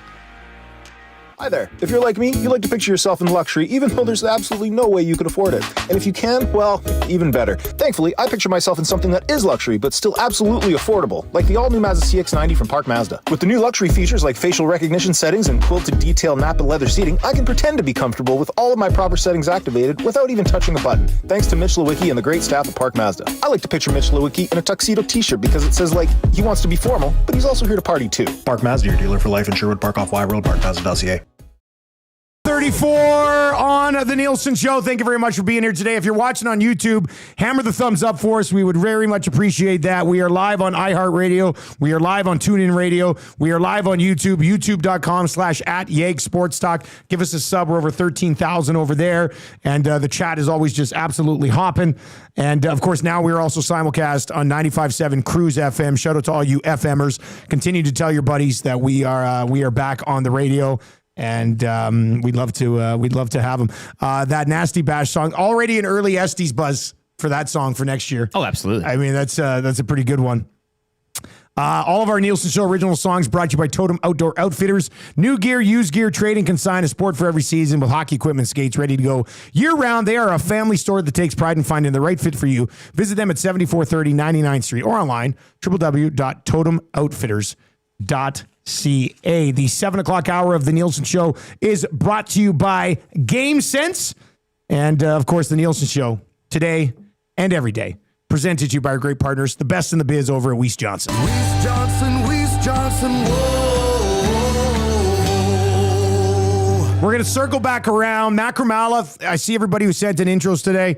Matt Kramala was furious that he didn't win Guest of the Year at the Esties last night. And ended up going to Bruce Boudreau, and Bruce sent in an awesome video, and he's just, we love Bruce Boudreau. Framed perfectly, too. Yeah. Like, I want to do a show where you and I are sitting here, and Bruce and Huss are sitting in between us. Jeez. I mean, that's the stuff of dreams. That's the you've show. had a little too much coffee there. When we get to heaven, that's the show we're doing. We're just saying, what's up, boys? Great to see you. Let's do a show for eternity. You'll be the devil. Yeah, that's right. That's just like, see you guys. Yeah, not loud. So we're going to come back around to the McDavid conversation that he had with Friedman and Buskauskas. We're going to get into that. But shout out to all of our winners at the Esties last night. Did I say Buskauskas? Well, it's Bukauskas. It's a bit of a tongue twister. It's Bukauskas, right? Yeah. Yeah. He's a very talented young broadcaster. Oh, absolutely. Yeah. I guess he's not that young anymore, but he was talented when he was young. Like, no, he's he'll always be young. He was on the Reed Wilkins show at one point this year, I think. Yeah. I know some people have been emailing about it. We had our special Nasty Brew. We teamed up with Fox Coffee. The Nasty Brew is available. We've got the limited Esties run bags. There was 13 left last night. We had 50. Almost all of them were sold last night. If you want to try to get your hands on one of these, it's ESTY admin at EdmontonSportsTalk.com. We're probably going to run off some more coffee for sure. People were pretty excited about that last night. All right, let's get into free advice for Damon Bunting. I see Josh Clausen in the chat. He's live. Clausen, congratulations on your Esties win last night. Song of the year, all gas, no brakes.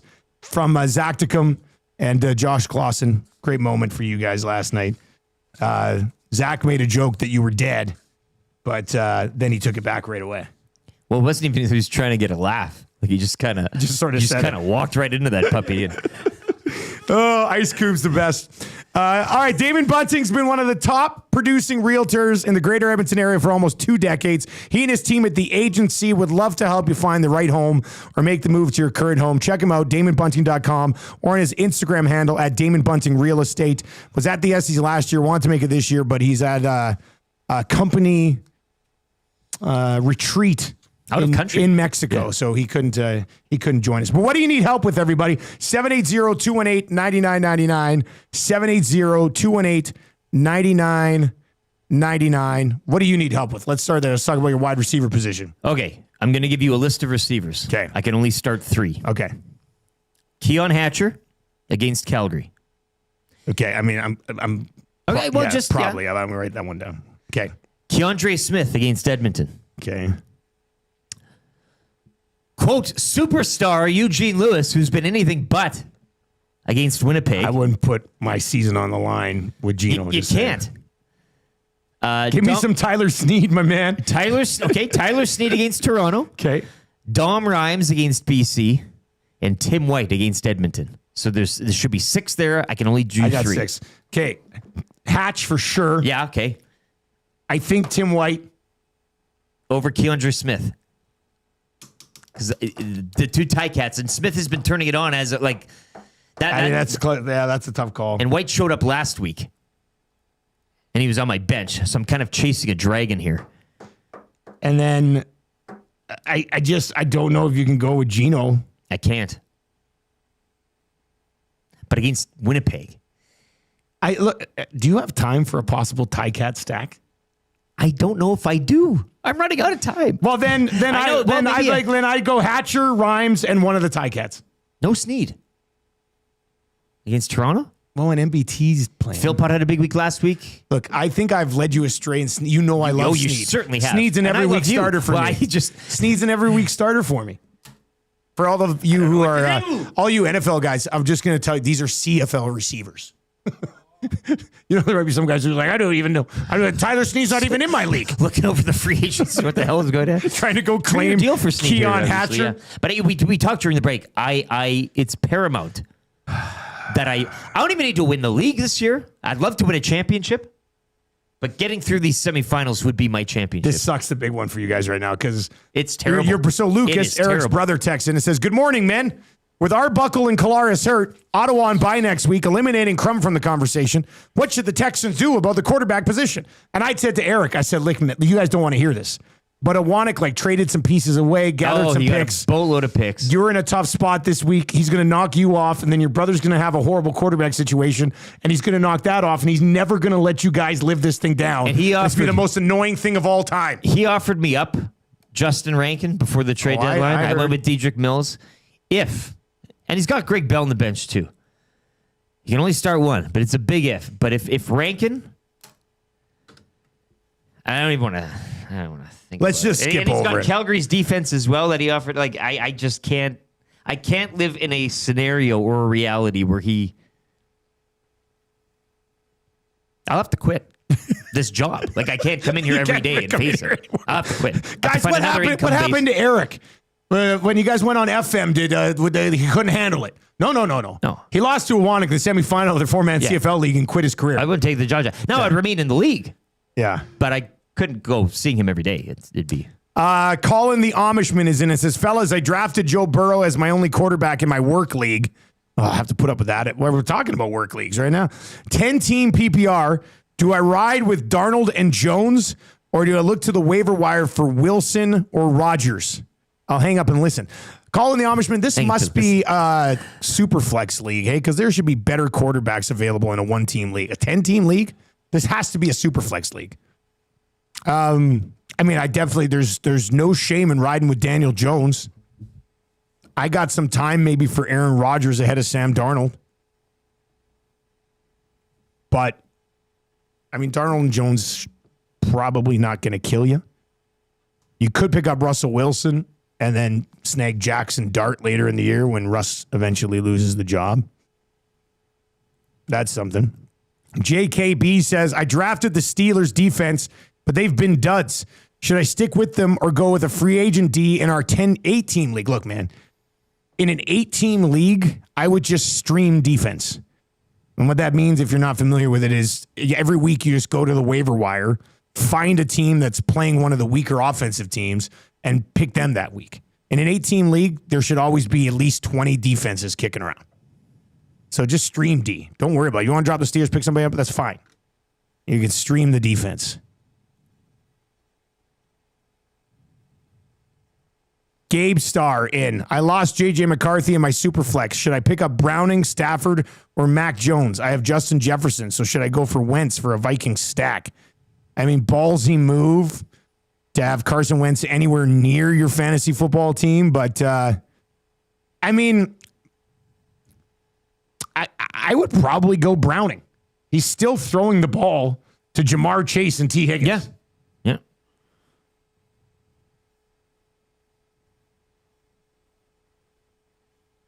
All right, 780-218-9999. If you need anything, work advice, life advice, relationship advice, fantasy advice, coffee advice, we've got you covered. Amishman 19 says it is not a super flex league. Well, there's got to be better quarterbacks there. Everybody has when I'm in a one quarterback league, I'm usually not even carrying a quarterback on my bench. There's too many good quarterbacks. I'm very curious. Yeah.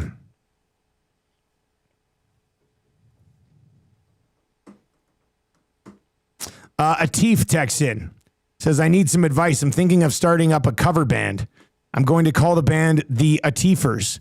Hopefully we can open for Creed when they come back to Edmonton. What song would you like to hear? Atif, I'm going to give you this advice. Just squash that idea entirely.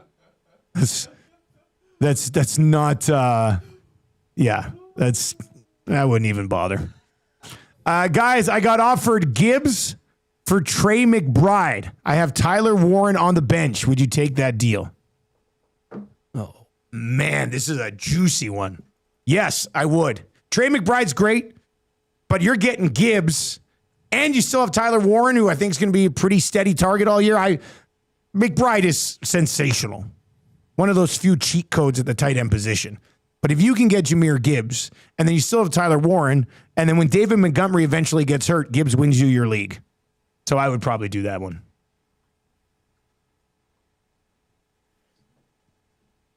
All right, fun advice segment. Anytime you see me in public, if you want to hand me your phone so I can look at your fantasy team, I'll definitely do it. Anytime.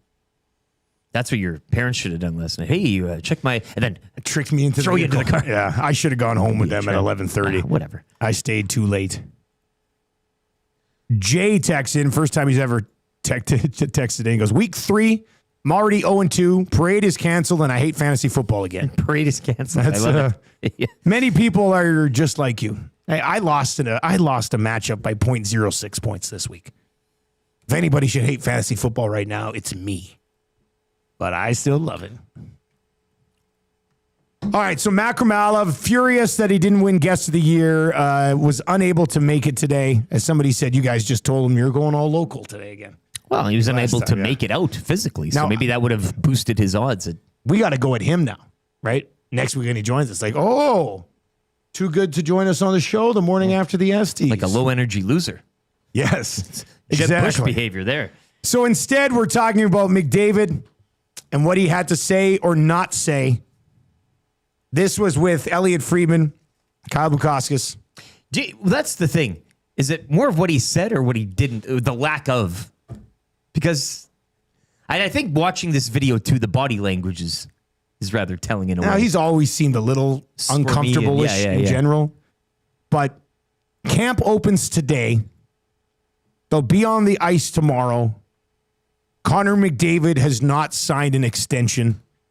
Here's what he had to say to the 32 Thoughts boys yesterday. How are you feeling, Connor, just about everything? I mean, obviously, it's been the same questions the last few weeks about what you're thinking and what could be coming. How do you feel about it all? I feel good. I feel focused on the year. My body feels good. I'm excited to get going, excited to get camp going and getting into the routine of things. And as far as all that other stuff goes,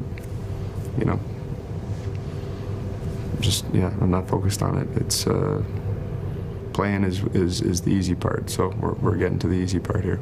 Business before pleasure. Like, has anything changed? Should we be prepared for a signing in the near future or anything? Nothing's changed as of now. As I said all along, I've said since June, I'm going to take my time with it, and I still intend to do that. And it's a big decision. It's not something I take lightly or my family takes lightly.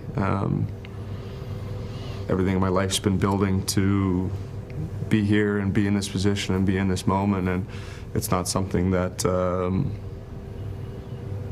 just going to dream up and decide, I'm going to think it over, and we have been and we'll continue to do so.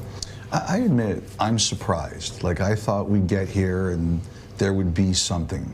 Should I be surprised? Like, am I wrong? Or is anybody who's surprised wrong to be surprised? No, I don't think so. I think everybody's entitled to think whatever they want. I think people just kind of assumed that things were going to happen, and it just goes to show that not everybody knows exactly what's going on.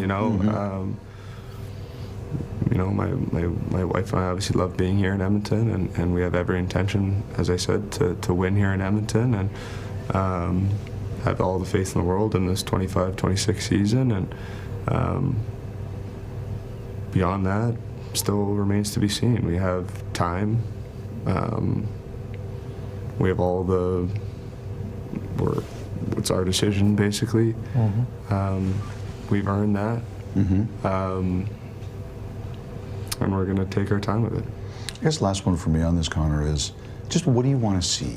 Like, when I'm sure you've told the Oilers, this is important to me. This is what gets me to commit for however long I decide to commit. What is that? Yeah, that's a good question. Truthfully, what do I need to see? I guess the answer is nothing. All the pieces are here for 25-26. It's going to be a feeling. It's going to be when the time's right, the moment's right. I think it'll just be a feeling. But as of right now, just excited to get the season going, really. All right, so there you go. That was Conor McDavid with the Sportsnet boys this week.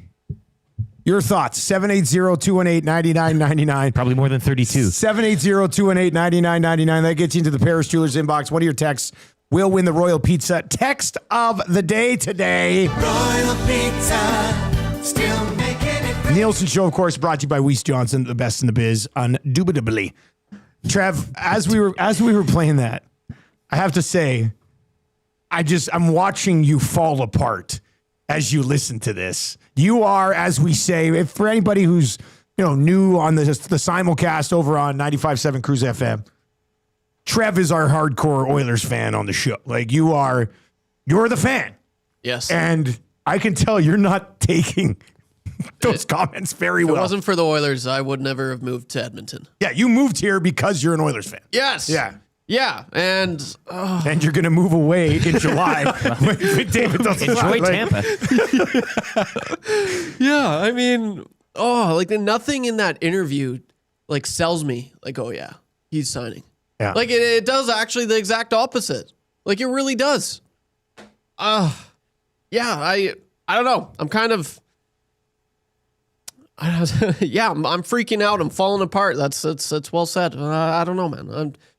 I honestly, I think he's going. Like, that sucks. But there's nothing. What can you pull from that and be like, oh, well, there's this. You are right. Like, there's nothing from that makes you go, like, if let's say an alien landed on this planet who surprisingly could listen and understand English, and you said he doesn't know anything about the situation, and you said, listen to this clip and tell me if this guy sounds like a guy who wants to stay where he is or try something new.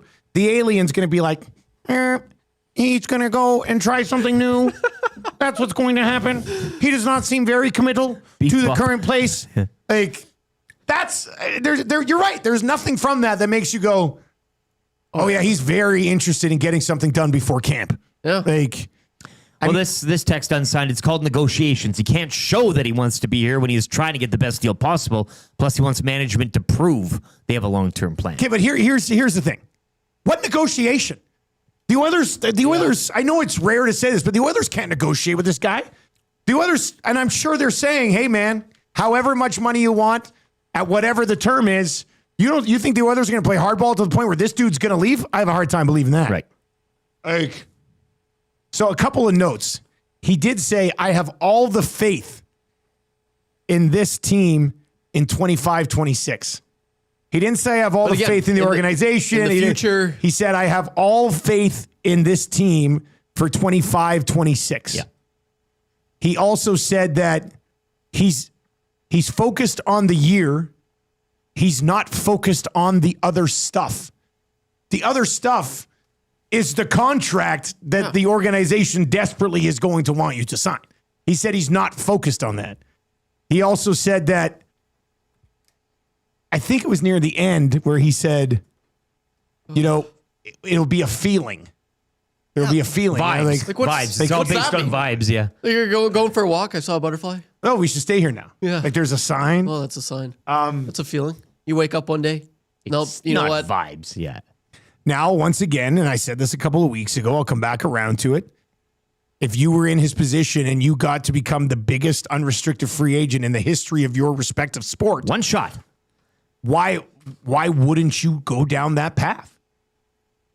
Right? He's going to be courted by the entire league. Will you take this, Rose? That's what they should do. That reality show. Well, Baggio has made a point in the Paris Jewelers inbox, and a few other people did earlier when we played it the first time, saying in the podcast, both guys, referring to Kyle and Elliott, say they still feel he will sign. Yeah. So there were other things Did they said, say before camp, or did they? Well, just regardless. But after the interview, I guess when they talked with him, like they did a post game on the interview, and they felt that their feelings. I mean, read into that how you want, but we're just seeing that clip and hearing that clip. But everything, like 2 weeks ago when he came back to Edmonton for the captain skates, like I don't want any distractions. Like you can go back. Like the stuff he's saying. It's what too What bad. are you talking about? Yeah. That is the biggest distraction. Yeah. Like he knows if he doesn't want it.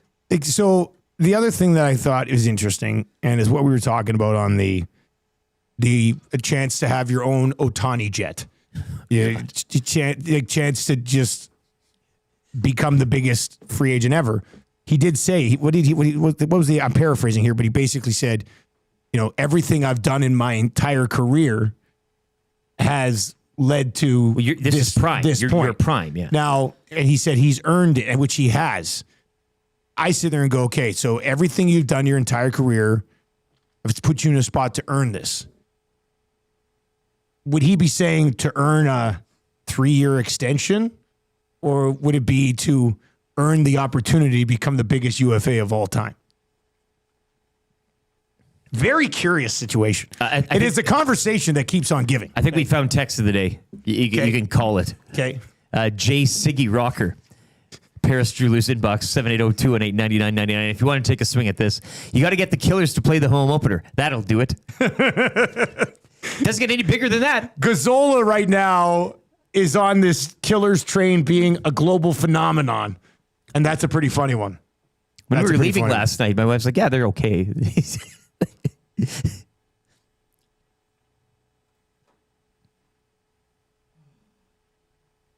All right, let's get to a few of these. Moon Watchers in and says, I just think there's a lot of pressure from the PA to set the market, and maybe doesn't feel like he wants to take the full 20%. RSO Cody says, what worries me most from that McDavid clip is the pausing throughout. Usually he has all cookie cutter, plain bread answers loaded and ready to go. You can tell he was choosing, tippy-toeing through that garden pretty good. Dudley is in and says, it took me 2 months to even listen to sports radio after the loss in the finals last year. If McDavid doesn't sign, I might not ever listen to sports talk again. Barry is in and says, this should have been the easiest contract to get done. The fact that it doesn't speaks more than any words. Big G wondering why you used your robot voice to imitate an alien. Well, I didn't. That was my alien voice. Do the robot. Hello, I am a robot. I am here today. I am the robot, whereas the alien is, thank you for allowing me to come to your planet. I am an alien from Mars. There's clearly a difference. Oh, huge. Exactly. Huge Thank gap. you. Yeah. Hello. Hello, robot. I am an alien. It's a pleasure to meet you. Hello, alien. Do either of them get drafted tomorrow? That's the question. In the nerd draft. Sound like it. Well, we got to get the categories together for nerd draft, and we'll get that set up. Nerd draft tomorrow from 9 to 11 on You the need Hangout. another cup of coffee, I think. I don't think I need any more coffee. Who wants coffee? He's got to get on that. They got to show him that. And we got to find the one where it gets louder and louder. Yeah. Big Dave, who won Text of the Year at the Esties last night. He's back for more. He's in and says, I've been very confident that 97 was going to sign. But after hearing that, I am very confident that that guy is gone. I don't think you can be confident that he's gone. It's just worrying. It's troubling. What's the word? What's one word, Trev, that you would use to describe your mood right now following that clip? One word. Oh, gosh. I would say he's distraught. Oh, yeah. That's a good one. That's a strong. damn. Yeah. Okay, thank you. Yeah. I needed help there. Yeah. The alien told me about that word. I love the movements, too. The visual helps. Yeah. I did robot there. Yeah. That's Well, I don't whatever. know. I I'm mean, sort of yeah. confused. Yeah. But look, when it all arrives, they're probably going to be robotic aliens. Oh, I like that. Like a cyborg. I will gladly represent the human race in a conversation with our robotic alien overlords when they eventually get here. All right, so more on this as we work our way through the show. But I don't think you listen to that and go, oh, he's definitely getting something done before the season. But it doesn't also mean that he's definitely gone. No, I don't know. It's just, So which kind of... I'm leaning way How is more. it balanced? I'd say it's a very... 55, 45? I'd say 30. He's staying 70. He's like, Oh, man. That's steep.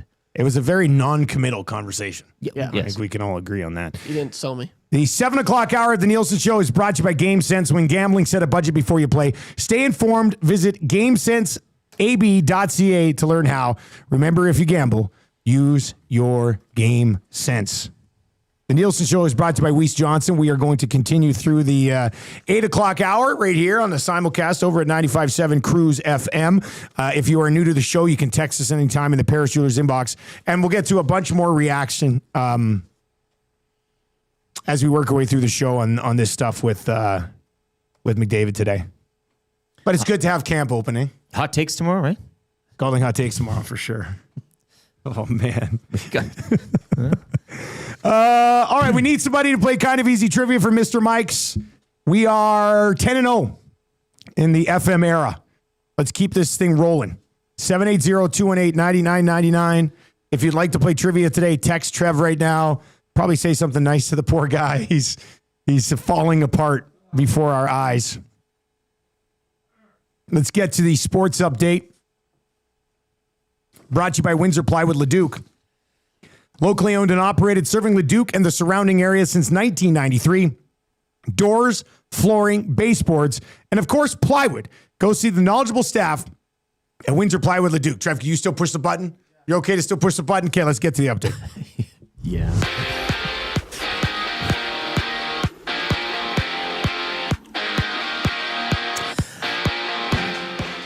Dusty goes for more coffee here. Nathan Lucas and Joey Loperfido homered last night as the Jays make it 6 straight wins. 6-5 over the Tampa Bay Rays. Game 3 of that 4-game set goes tonight. First pitch, 5:05. Kevin Gausman, the scheduled starter as the Jays head into play today. 5 up on the Yankees and 7 up on Boston for that AL East lead. Bo Bichette, meanwhile, is scheduled to miss the rest of the regular season. This due to that sprained knee that he suffered earlier this month. Bichette did receive a second opinion on the injury Monday. The Jays hope that he will be ready come playoff time. Elsewhere around the bigs last night, Cal Raleigh, big dumper, breaking the record for home runs in a season by a switch hitter as he launched his 55th. Mariners all over the Royals, 12-5. Seattle, the hottest team in baseball, as they pick up their 10th straight victory.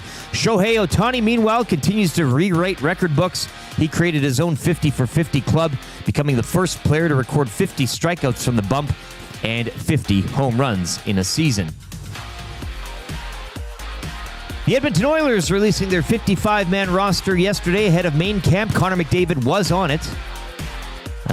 Camp begins later this morning at Rogers Place with medicals and fitness testing.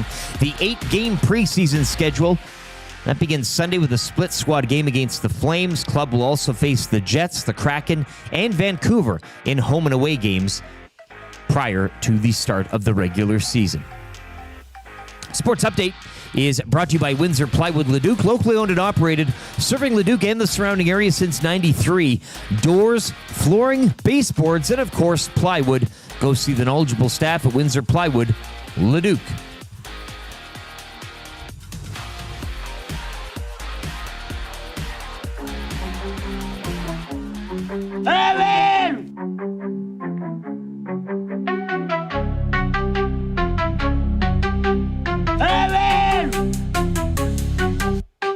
Owen's mama, she's a baddie. Claim he didn't have a cousin Patty. He tried so hard, but couldn't get a pass. Stay away from me, you horse's ass. You horse's ass. She's the mama, a real pain. Gonna throw her from the train. Chap, chap, Owen, come on. She's the mama, a real pain. Gonna throw her from the train. Chap, chap, Owen, come on. Owen's mama, not very nice. She's on some soda with some ice. Chop, chop, Owen, she's always bugging. Who are you? All of a sudden. She's the mama, a real pain. Gonna throw her from the train. Chap, chap, Owen, come on. She's the mama, a real pain.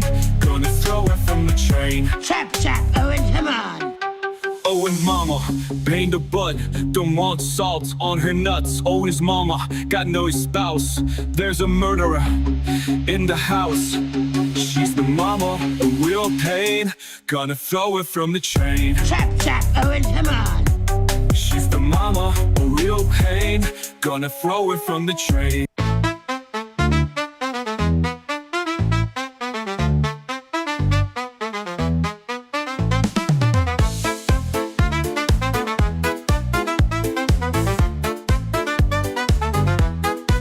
It's time to get away for a little fun and play.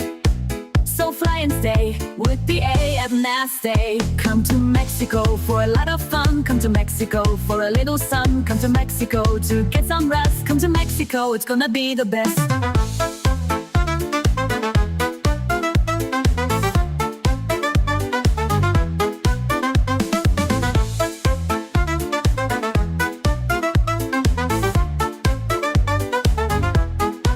It's time to get away for a little fun and play. So fly and stay with the ESTY.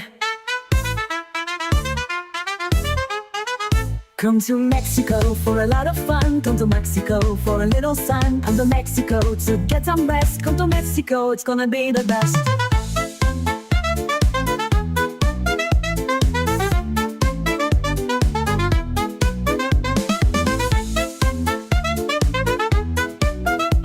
8:06. It is the Nielson Show. Come to Mexico. It's going to be the best. We are going to Mexico February 22nd to March 1st. We're taking a bunch of listeners with us. It's going to be well over 50 people joining us on this trip. We had to get some extra rooms, but we do have a couple of extra rooms available. Give Chelsea a call.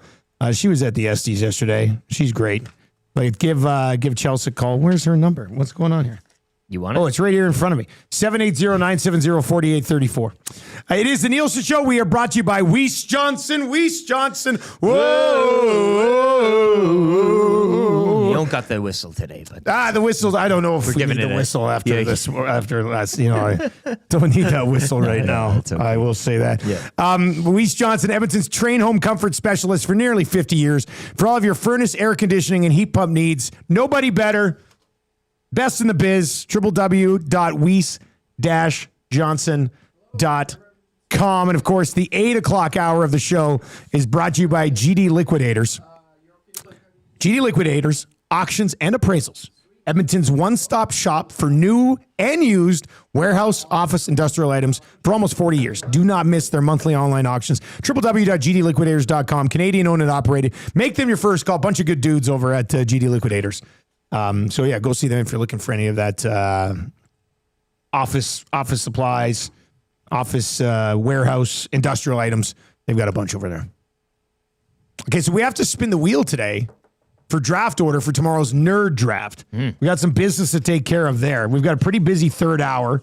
If you're on the 95.7 Cruise FM simulcast, you can text us anytime in the Paris Jewelers inbox. One of your text messages will win Royal Pizza text of the day. Mentioned the 6 o'clock hour, but I got home late from the after party last night from the Esties and had some leftover Royal Pizza from dinner. Hit the spot at 1:30 in the morning. Tell me they were the square slices. They were the square slices that were left. Oh, it was no the crust best for you. I love it was so good. The Nielson Show, we took home 2 Esties yesterday. Show of the year on Edmonton Sports Talk and episode of the year from our first ever Gentleman Sweep show. I will say this, FM radio dial is not ready for Gentleman Sweep shows. Luckily, we won't have to do one until April, May, and by then you'll be accustomed to what we're doing here and probably be a little bit easier. The wine will be flowing. Yeah, that'll be a big day. All right, let's play a little kind of easy trivia. We're going to dive into this for Mr. Mike's. We got a gift certificate to Mr. Mike's Steakhouse Casual with a new location opening soon in Bonnie Doon. Check out MrMikes.ca for more details. Order online at Skip the Dishes or DoorDash. Mr. Mike's, eat locally. Enjoy casually. Trev, who do we got playing today, buddy? This is Alan. Alan is going to play today. Alan. All right, let's go to Alan this morning. Needs to get 3 of 5 correct. Alan, are you ready? That's all. All right. Yeah, 3 of 5. That's almost 60%, eh? Okay. Alan's got jokes, and I like them today. All right, Trev, start the ticker. I have to read the first question. Here we go. Did the Toronto Blue Jays win last night? Yes. What position does Alejandro Kirk play? Catcher. Who is taller, me or Alejandro Kirk? You. What sport does Bryce Harper play? Baseball. Has Conor McDavid signed yet? No. Out of the park. And Sergio Ramos gets a nipple erection. Oh, is that dirty? This is not just a dream, it's a wet dream of orgasmic proportions. Oh, is that dirty? Frustration sets in and the emotion goes out, and then you just start playing by yourself. Oh, is that dirty? You cannot come to my house. No, not today. You cannot come to my house. No, not today. Club beat Loop. We're now 11-0 in the FM era. Nobody's blown it just yet. Alan with a round tripper. Yeah, that was no good. Sweater. Yeah. Touch them all, Alan. You'll never have a better kind of easy trivia in your life. Brandon says in the Paris Jewelers inbox, Royal Pizza, still eating it late. Royal Pizza, still eating it late. God, that's a good one. Who is that? Brandon. Yeah. Well done, sir. Let's see here with this. Royal Pizza. Still eating it late. Works. That works. Yeah. That works. Brandon, you're a pretty funny guy. Thanks for sending that. And he sending that in this also morning. sent an emoji of a pizza slice and a clock, which was it works out really nice well. touch. Yeah, that's nice. I like that. This Texan says, "Good morning. How can I get a bag of that coffee, please?" Email. It might already be sold out. She said she was really pretty. Yeah. Okay. We had 13 bags left as of 5:30 this morning. You can try to snag one. This is the collector's. This is like kind of the collector's bag from the Esties, but we'll probably end up running off more of the Nasty Brew. But email ESTadmin at EdmontonSportsTalk.com if you want to get into to that one. All right. Here's the plan for the 8 o'clock hour of the show, brought to you by somebody in the. Now, if you're watching on YouTube, smash the thumbs up for us, by the way. Hey? Smash the thumbs up for us if you're watching on YouTube. Somebody over on YouTube said, GD Liquidators. Liquidators. Understood. Which I like the cross promo there. Yeah. I thought that was kind of funny. Very good. But here's the 8 o'clock hour for you. 3 questions too many coming up. Then we're going to spin the online wheel to get draft order for Nerd Draft. And we'll discuss what happened yesterday with the vote and Zach in the captain's draft play-in. We'll get into that. Saw the commish last night. Hey, mad respect for the commish. She gets introduced last night. Full-blown Gary Bettman booze at the Esties. Quinn stepped up on stage and owned it in a lovely dress. Yeah, gave her a just a lovely dress. Sweaty hug when we. Every time I see Quinn in a dress, I just sort of chuckle. I don't know why. Yeah. She's such a beauty, but I'm always like, oh, Quinn, you clean up nice. It's really nice. But yeah, she took mean booze last night. That's for sure. Rick Zamperin's going to join us. He covers the Ticats. That's who the Elks are playing this week. Lieutenant Eric's weekly rankings of power still to come as well. And then the wrap for William Huff. It's been a fun day so far. Thank you to everybody who came to the Esties last night. We rented the Garneau Theater. There was about 170, 180 people out. And I just imagined that like in 3 or 4 years, the Esties, we could have that entire theater full. I think we could do it. I think we could get the Esties up to like 400, 450, 500 people. Because it was awesome last night. And sitting up in that second tier, very nice. You get a nice view of the theater. The sound's yeah, we had good. people in the second level yesterday. Seanzy texts in and says, can confirm that Nasty Brew is legit. Hey, even I had a cup of Joe today. You're a believer. I'm a Nasty Brew guy. That's it. I'm going to go into Starbucks and be like, yeah, I'll have some Nasty Brew. Say, sorry, we don't have that. Well, that sounds like a you problem. Or I'll throw a bag through the window. Yeah, you do. Get him talking. Throw it in there. Yeah. All right, let's get into 3 questions too many. Do you have a liner for the segment? 3 questions too many brought to you by the great staff at Park Mazda and dealer principal Mitch Lewicki, where they're adding Bo Bichette on until the playoffs to just do some light labor around the dealership. Park Mazda, your dealer for life. I'm worried about that for sure. They hope he'll be back for the playoffs. That's like we hope McDavid will sign a deal before the playoffs. Yeah, like, it's not convincing. Yeah. ParkMazda.ca. All right. Is it Zach again? No, it's my wife. Okay. She said, morning, babe. I love you. I hope you're doing okay. You smelled like booze when you kissed me this morning. Yeah. Hey. It's the Esties, right? It's the Esties. All right. Do we have social media accounts here at EST? Yeah, we do. It's at YEG Sports Talk on the X. Now, again, if you search up just Esties on Twitter, I'm sure you'll get a lot of pics and videos. I know those are slowly trickling out here late last night and early this morning as well. And on Instagram, TikTok, Facebook, Edmonton Sports Talk. Everywhere. Give us a follow. Follow us all. Subscribe on YouTube as well if you haven't already yet as well. And give the thumbs up to the show today. We're slowly inching towards, we're going to hit 200 probably by we'll smash it out. Yeah, let's keep hammering the thumbs up. Yeah. And sub to the channel if you haven't already. Yeah. Question number 1.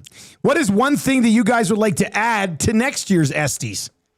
Well, I think Murray McCourt brought up a good point during one of his mini speeches there. A brief, 5, maybe 10 max, a bit of a break, a bathroom break. Because I think we went for about an hour and 45 minutes. Yeah, and we had that musical Tall Boy, Jerry's boy there. Yeah, Haraxi. Which was great, but you don't want to leave. You don't want. He comes on stage with his guitar and everybody like funnels. Like you don't want to see that. No, here's the problem though. Let's say we take a 10-minute intermission at the Esties. Getting everybody back to their seats might not be easy. Oh, you'd have to shoot a gun in the bang. But Fergie's gonna have to play the bagpipes later. Yeah, we don't want that. I don't want that. Yeah. But you are right about the pee break. Marshall's sitting next to me. Oh no! And he's sitting there. He goes, "Daddy, crossing his legs. Daddy, I have to go pee really bad." I said, "Well, can you hold it?" He goes, "I'm trying to hold it, but I have to go pee." Yeah, well. And then when Murray said, Marshall leans over to me, and goes, "See, Murray needs a pee break too." You should have just stood up and went, "This is for X-Ray J," and just let it go. In honor of X-Ray J, and just standing ovation. If you think peeing your pants is cool, you should come to the Esties. Everybody's a pee pants. So Marshall goes to me. He goes right at the end. There's like one award left. He goes, "Daddy, is it okay if I run and go pee and come back?" I said, "This is the last award." Oh, he's like, "Oh, okay." So then as soon as it ended, he handed to the Esty. He was holding one of the Esties. He handed it to Nana and was just bolting straight to the bathroom. Man, it was yeah. So yeah, that's not a bad idea. I mean, outside of that, it was a spectacular evening. Oh yeah, Awanik does a phenomenal job. Excellent. It's a full-blown award show. Like the nominees and beautiful screens and clips and live performance. And you know what? I will say this. I would like to see Whale and the Wolf perform the Kavish Reed Pump Up song live at the Esties one day. I did ask my brother, I said, "Hey, you coming to the Esties?" He goes, "No, we got snubbed." For what? For what? I don't know. Some sort of they thought that they would be in a category or something. So their version of the Pump Up song wasn't eligible this year, was it? I have no idea. That's an Awanik. It's a ball time drop thing, if that's the case. And I think maybe the answer to this question too is anyway, I would love to see them. But securing Huss. in the flesh. Oh, yeah, Huss We were for sure, teased, too. and, I mean, that's got to I be a thing. texted Huss last night. Less sweet in the nasty chat. Wallace Shawn as MC. Or voice of God, if you will. Where is Huss? I texted him last night. I said, we are flying you out here. Because, again, that ball game was nothing to write home about last night, unless you're a Mariners fan. He said, I love it. She's not. I hope it went great. The kids looked amazing. What a guy, Huss. Uncle Huss. Uncle Huss is coming. Uncle Huss is going to take you to West Edmonton Mall. It'll be a big deal. But awesome show last. As you said, in that Jets white. I know you were talking about you that. know He's got to go in the white suit. Oh, yeah, 100%. Yeah. And bring Mr. Ritz Cracker. That can be his plus one. All right, question number 2. Are you guys concerned about a fall off from Nugent Hopkins this season? I mean, I hadn't even really crossed my mind. Well, given the look of the roster, I would be concerned about a fall off potentially from any of the returning. You know, there's a lot of, I guess you could say, questions with the forward group, right? Not bad, and I don't say that in a bad manner. No, but there's, you know. So yeah, I mean, I sure. Concerned that it'll happen. And what would we? I'll ask Trev this. Trev, what would you view a fall off season for Ryan Nugent Hopkins to look like? I'm not too worried, honestly. I think last season was a pretty down year for him. That's what I mean. Because I remember in December last year, it was like Ryan Nugent Hopkins, his second goal of the year in like late December. Yeah, or something on like pace that. for like 45 points. Yeah, it was early in the year. Right? Yeah, it was tough. And then from there on out, like he only ended up getting 49 points, Yeah. right? Yeah. So it was a pretty tough year for him, but he showed his best hockey in playoffs. Tough regular season. I think he'll bounce back. 20 goals, 49 points. Yeah. But it was like I'd be concerned if there's a fall off from that. I guess. Yeah, that would be very alarming. But like last year, he started off with, I mean, it was just a handful of goals coming into January. Like his start was significantly slow, but credit that to the first line last year, McDavid, Hyman, Nuge. They weren't necessarily the greatest, so I think I think he'll have a better year for sure. Well, he can't have a worse year. That was an awfully think about it. He's on the top power play. And he was basically playing all year in the top 6 with one of those two guys. 49 points. Yeah. You can't fall. Like, that's the fall off season. That would concern you if it's fall off from that. You have to go back. Even in 2017-18, he had 48 points, but that was in 62 games. You have to go back to 2016-17, 43 points in 82 games. You have to go back eight seasons to find the last time Nuge produced at the level he produced at this year. So, I mean, the question should be not do we expect him to fall off, but should he bounce back to being like a 65-point guy? That 100-point outlier season just is crazy when you go look at his DB. It's weird to think he's a 100-point player. 69 points, 61 points, 35 points, 50 points, 104 points, 67 points, 49 points.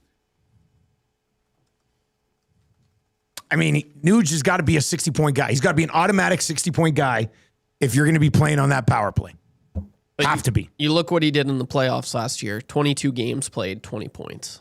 And at 22 points the year before in the playoffs. Yeah, he shows up in the playoffs. So it's somewhere in the middle there. I think he's naturally he's a 60 to 70 point guy.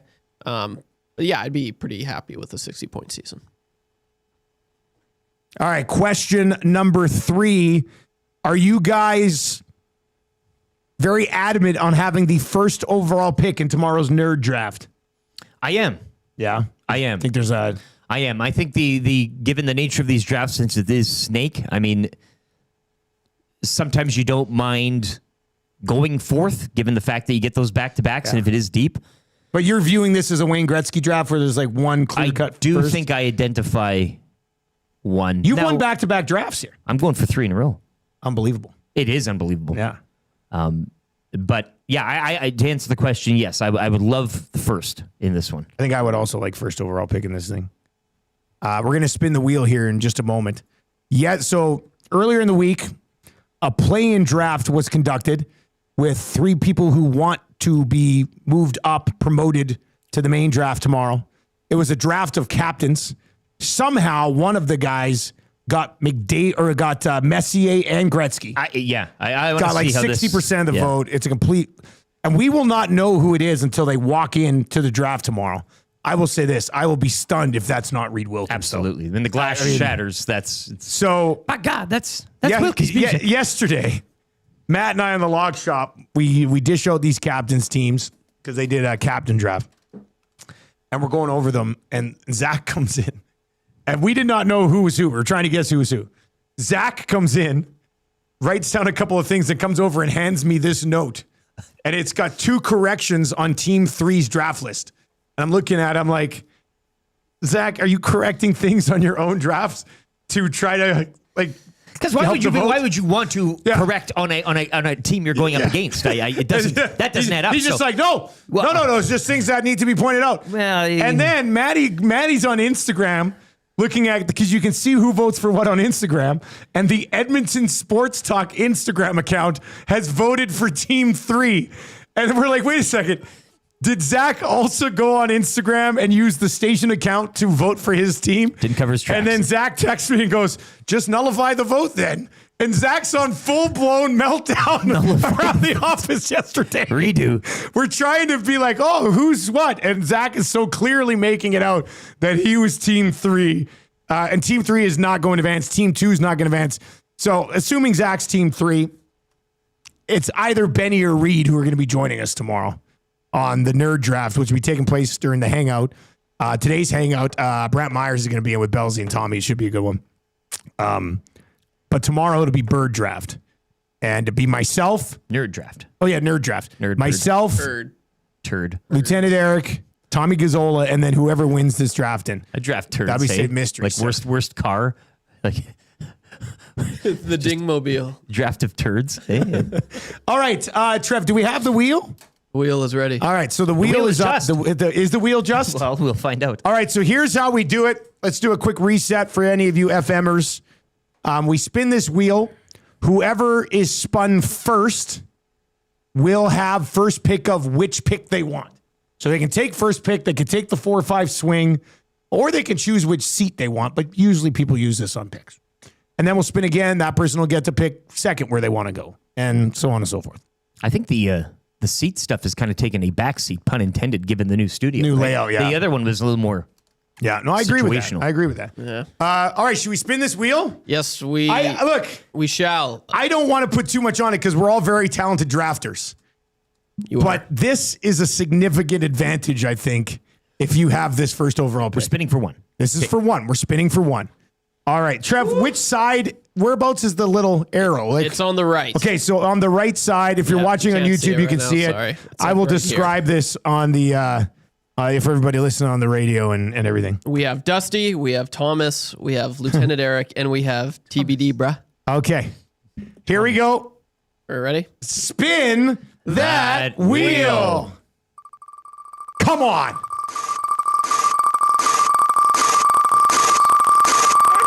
What is that noise? Get that off. Whoa. Nullify the wheel. What is going on here? Thomas won.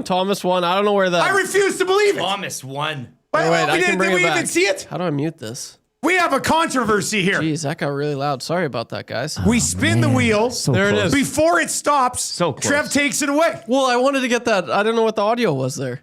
So I wanted to change Tommy it. got to you. Tommy got No. to you. Look, we have Well, a bring winner. it back up. We can't see that. It's on the I'll other side. double whatever he's paying you. We have a winner, Thomas. That's Whatever. Do you want His me to phone's spin on. again? I bet you. He's can get not that even in supposed to be in You this can draft. get that in a trade later today. All right, Tommy gets first choice. Sorry, I forgot. I didn't mute it. My apologies. It just kept on getting louder. I was freaking out. Still okay? sketchy, though. I didn't mind it. Still sketchy. All right. This has been a very tough morning for me. Okay. Tough I'm morning sorry. for you. Yeah. Yeah. Well, the It has McDavid been. stuff for sure. Yeah, Obviously. yeah. I'm just getting through with Body Armor Fruit Punch Drink. Okay. All right, let's spin for the second Sorry. choice of picks here. Here we Spin go. that It is wheel. muted now. Spin that wheel. Let's spin the wheel, whatever. Oh gosh. it's I not don't muted want- again. What color am I over there? What is it? Blue? You're blue. You're blue. Would appear. All right, Lieutenant Eric. Eric. You gonna go second or 4-5 swing? You're gonna go 4-5 swing. Anyway, I don't okay. mind drafting next to Tommy though. Maybe he chooses a That's seat. true, yeah. If he chooses a seat, I'm taking that first overall. Check it. All right, it's me or the mystery draftee. Let's go. Spin that wheel, Trev. Spin that wheel, baby. And that wheel.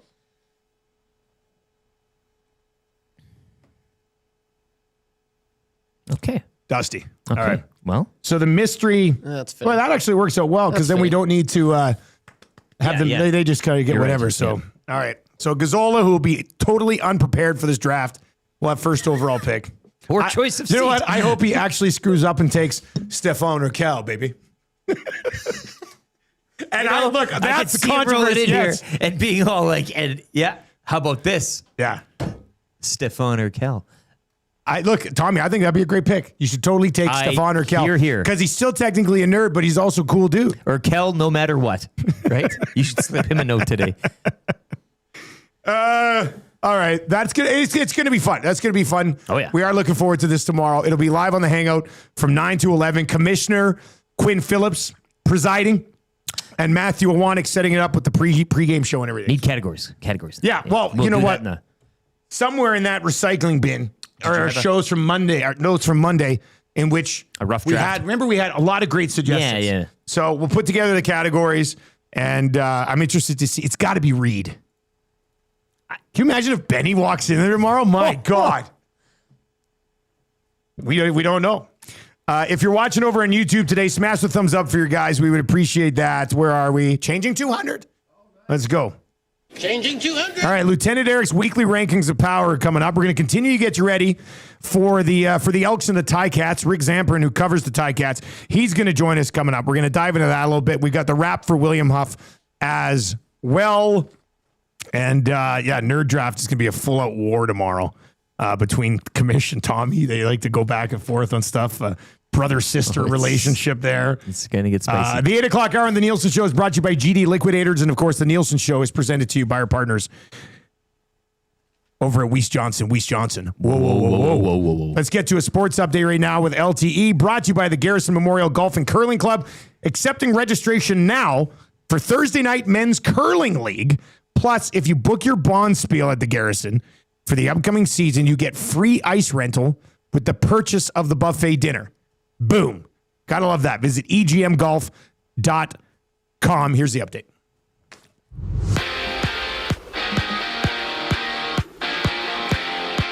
Toronto Blue Jays make it 6 straight wins last night with a 6-5 victory over the Rays. Game 3 of that 4-game set later this evening. First pitch 5:05 as Kevin Gausman is scheduled to start. The Jays remain 5 up on the Yankees and 7 up on Boston for the division lead. Bo Bichette, meanwhile, will miss the rest of the regular season due to a sprained knee that he suffered earlier this month. This follows the shortstop receiving a second opinion on the injury Monday. The Jays hope that he will be ready come playoff time. Hustler in attendance last night, witnessing Cal Rowley breaking the record for home runs in the season by a switch hitter with 55 as the Mariners would dump the Royals 12-5. Seattle have won 10 straight. Shohei Ohtani, meanwhile, created his own 50 for 50 club last night, becoming the first player to record 50 strikeouts from the mound and 50 home runs in a season. The Oilers releasing their 55-man roster yesterday. Main camp slated to open later this morning down at Rogers Place with fitness testing and medicals. The 8-game preseason schedule kicks off Sunday with a split squad against the Flames. The club also faced the Jets, Kraken, and Canucks in home and away games. And the Panthers will be missing a key piece in their forward group early this season, according to GM Bill Zito, as he stated that Matthew Tkachuk is expected to be out until roughly December with a lower body injury. Sports Update is brought to you by the Garrison Memorial Golf and Curling Club, accepting registration now for the Thursday Night Men's Curling League. Plus, book your bonspiel for the upcoming season and get a free ice rental with the purchase of a buffet dinner. Visit egmgolf.com for more details. I'm through with watching a team that simply just can't win. It's time for the playoffs and the Oilers are in. Turns out this season was better than you thought it would be. Tell me what you got. They've got a brand new captain with a C on his chest. And around the league they know he's best. And if you don't agree with that, then you just made the list. Sorry, old dog. They've got a goalie that has no limit. Every single night the net he's in. And he joined the 40-win club and Fuhrer said that's fine with me. Been there, done that. Sorry boys on the bus, but they've got new stars. Renamed 104th McDavid Boulevard. Connor between Dry and Pat Maroon is fine for me. So tell me how they did it.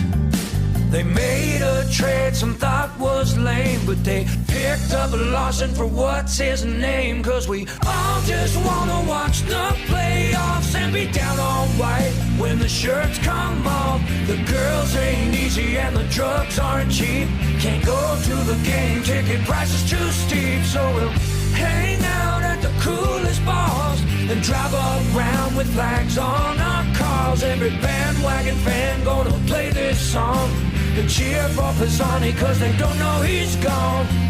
Hey, hey, I wanna watch the playoffs. They made a trade some thought was lame, but they picked up Lawson for what's his name. Cause we all just wanna watch the playoffs and be down on white when the shirts come off. The girls ain't easy and the drugs aren't cheap. Can't go to the game, ticket price is too steep. So we'll hang out at the coolest bars and drive around with flags on our cars. Every bandwagon fan gonna play this song and cheer for Pisani cause they don't know he's gone. Hey, hey, I wanna watch a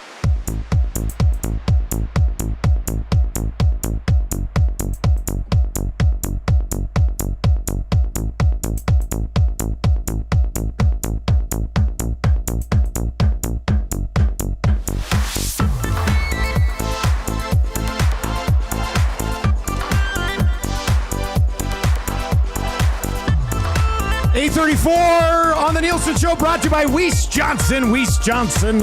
Whoa, whoa, whoa. Toot, toot. 8 o'clock hour brought to you by the GD Liquidators. Auctions and appraisals as well. We got Lieutenant Eric's weekly rankings of power. They're just around the corner. The wrap for William Huff still to come as well. If you're listening to the Nielson Show simulcast over on 95.7 Cruise FM, welcome. Tell your friends that the Nielson Show is back on the radio, but this time bigger and better than ever on the FM dial, and they can text us anytime in the Paris Jewelers inbox at 780-218-9999, and one of them will end up winning the Royal Pizza text of the day. Lots of McDavid stuff today with this non-committal interview with Friedman and Bukowski. Sound of the day? Yeah, that'd be a real... Run it back. I mean, maybe we have to do that. We are going to set up the Elks and the Ticats. Of course, Edmonton was very close to beating Hamilton. Yeah. Last time they played, drop in the end zone. To help us set this up, they're calling Mr. Hamilton. All right, does everything. Let's bring in Rick Zamperin, who joins us on the show this morning. Rick, how you doing, man? Gentlemen, I'm doing A-okay. How are you? Well, we're doing okay, but we've been asked. We had Justin Dunk on earlier. We asked him the same question. Do you think Conor McDavid is going to leave the Oilers at the end of the year? My prediction is Conor McDavid will leave the Oilers at the end of the year. Oh, boy. Wow. Oh, boy. If you want to see a market meltdown, Rick, that'll be an all-time day. That'll be an all-time day. I can't even imagine. But okay. Well, and Dunk said as well. He's leaving. We're 2 for 2 today. Goodness. All right. When I heard no term, the antenna went off. Right? I know. There's just all these little things that start making you think. Now, we said this morning, if you have a chance to become the biggest unrestricted free agent in the history of your sport, why would you pass that up? But let's see how it plays out. All right. So Elks have been playing pretty well. Heartbreaker last week. Hamilton had one awesome stretch and up and down a little bit. Where are the Ticats at right now as they get ready to take on and host the Double E here? Well, certainly the Ticats feel the Elks' pain because they were in that frame of mind following the Labor Day game and a last-second loss against the Argos. So we've been there, done that, and we know how that bad taste in your mouth can also be a motivating factor for the next game. So I think the Ticats and their fans, a lot of fans that I've talked to, are really prepared for a slobber knocker of a game because Edmonton can run the ball, and at times they can play some pretty good defense. They have some weapons that Cody Fajardo is utilized from the offensive perspective. Always good on special teams with Javon Leake, running back for TDs. So I think this is going to be maybe a high-scoring game. Maybe both teams get into the 30s like the Elks did last week. And who knows who's going to win. A lot of the Ticats games have been predicated on can they win 2 of the 3 phases of the game. And when they do, more often than not, they get the W. But I'm fascinated to see what each team brings to the table this coming Saturday. Rick, a little more of a balanced approach offensively from the Ticats that we saw maybe earlier in the season with the Mitchell to Lawler connection, but getting some great numbers and work out of the backfield as well as of late. Absolutely. Greg Bell has been a different kind of player the last couple of weeks. 20-plus carries, getting 130, 150 yards in those 2 outings in what was, 2 games in which the Ticats didn't face the number 1 quarterback in Winnipeg and Montreal. So maybe the mindset from Scott Milanovich is, here's our opportunity to see if we can get this ground game going. And it certainly did. Full credit to the offensive line and, the receivers downfield making those key blocks as well. But it's nice to see the balanced attack because we were wondering, is Greg Bell going to hit that next level that we saw at times last year? And yeah, he had some bumps and bruises earlier on this season, but he finally proved, I think, to everyone that he can still get it done. So will they continue to employ that offensive strategy?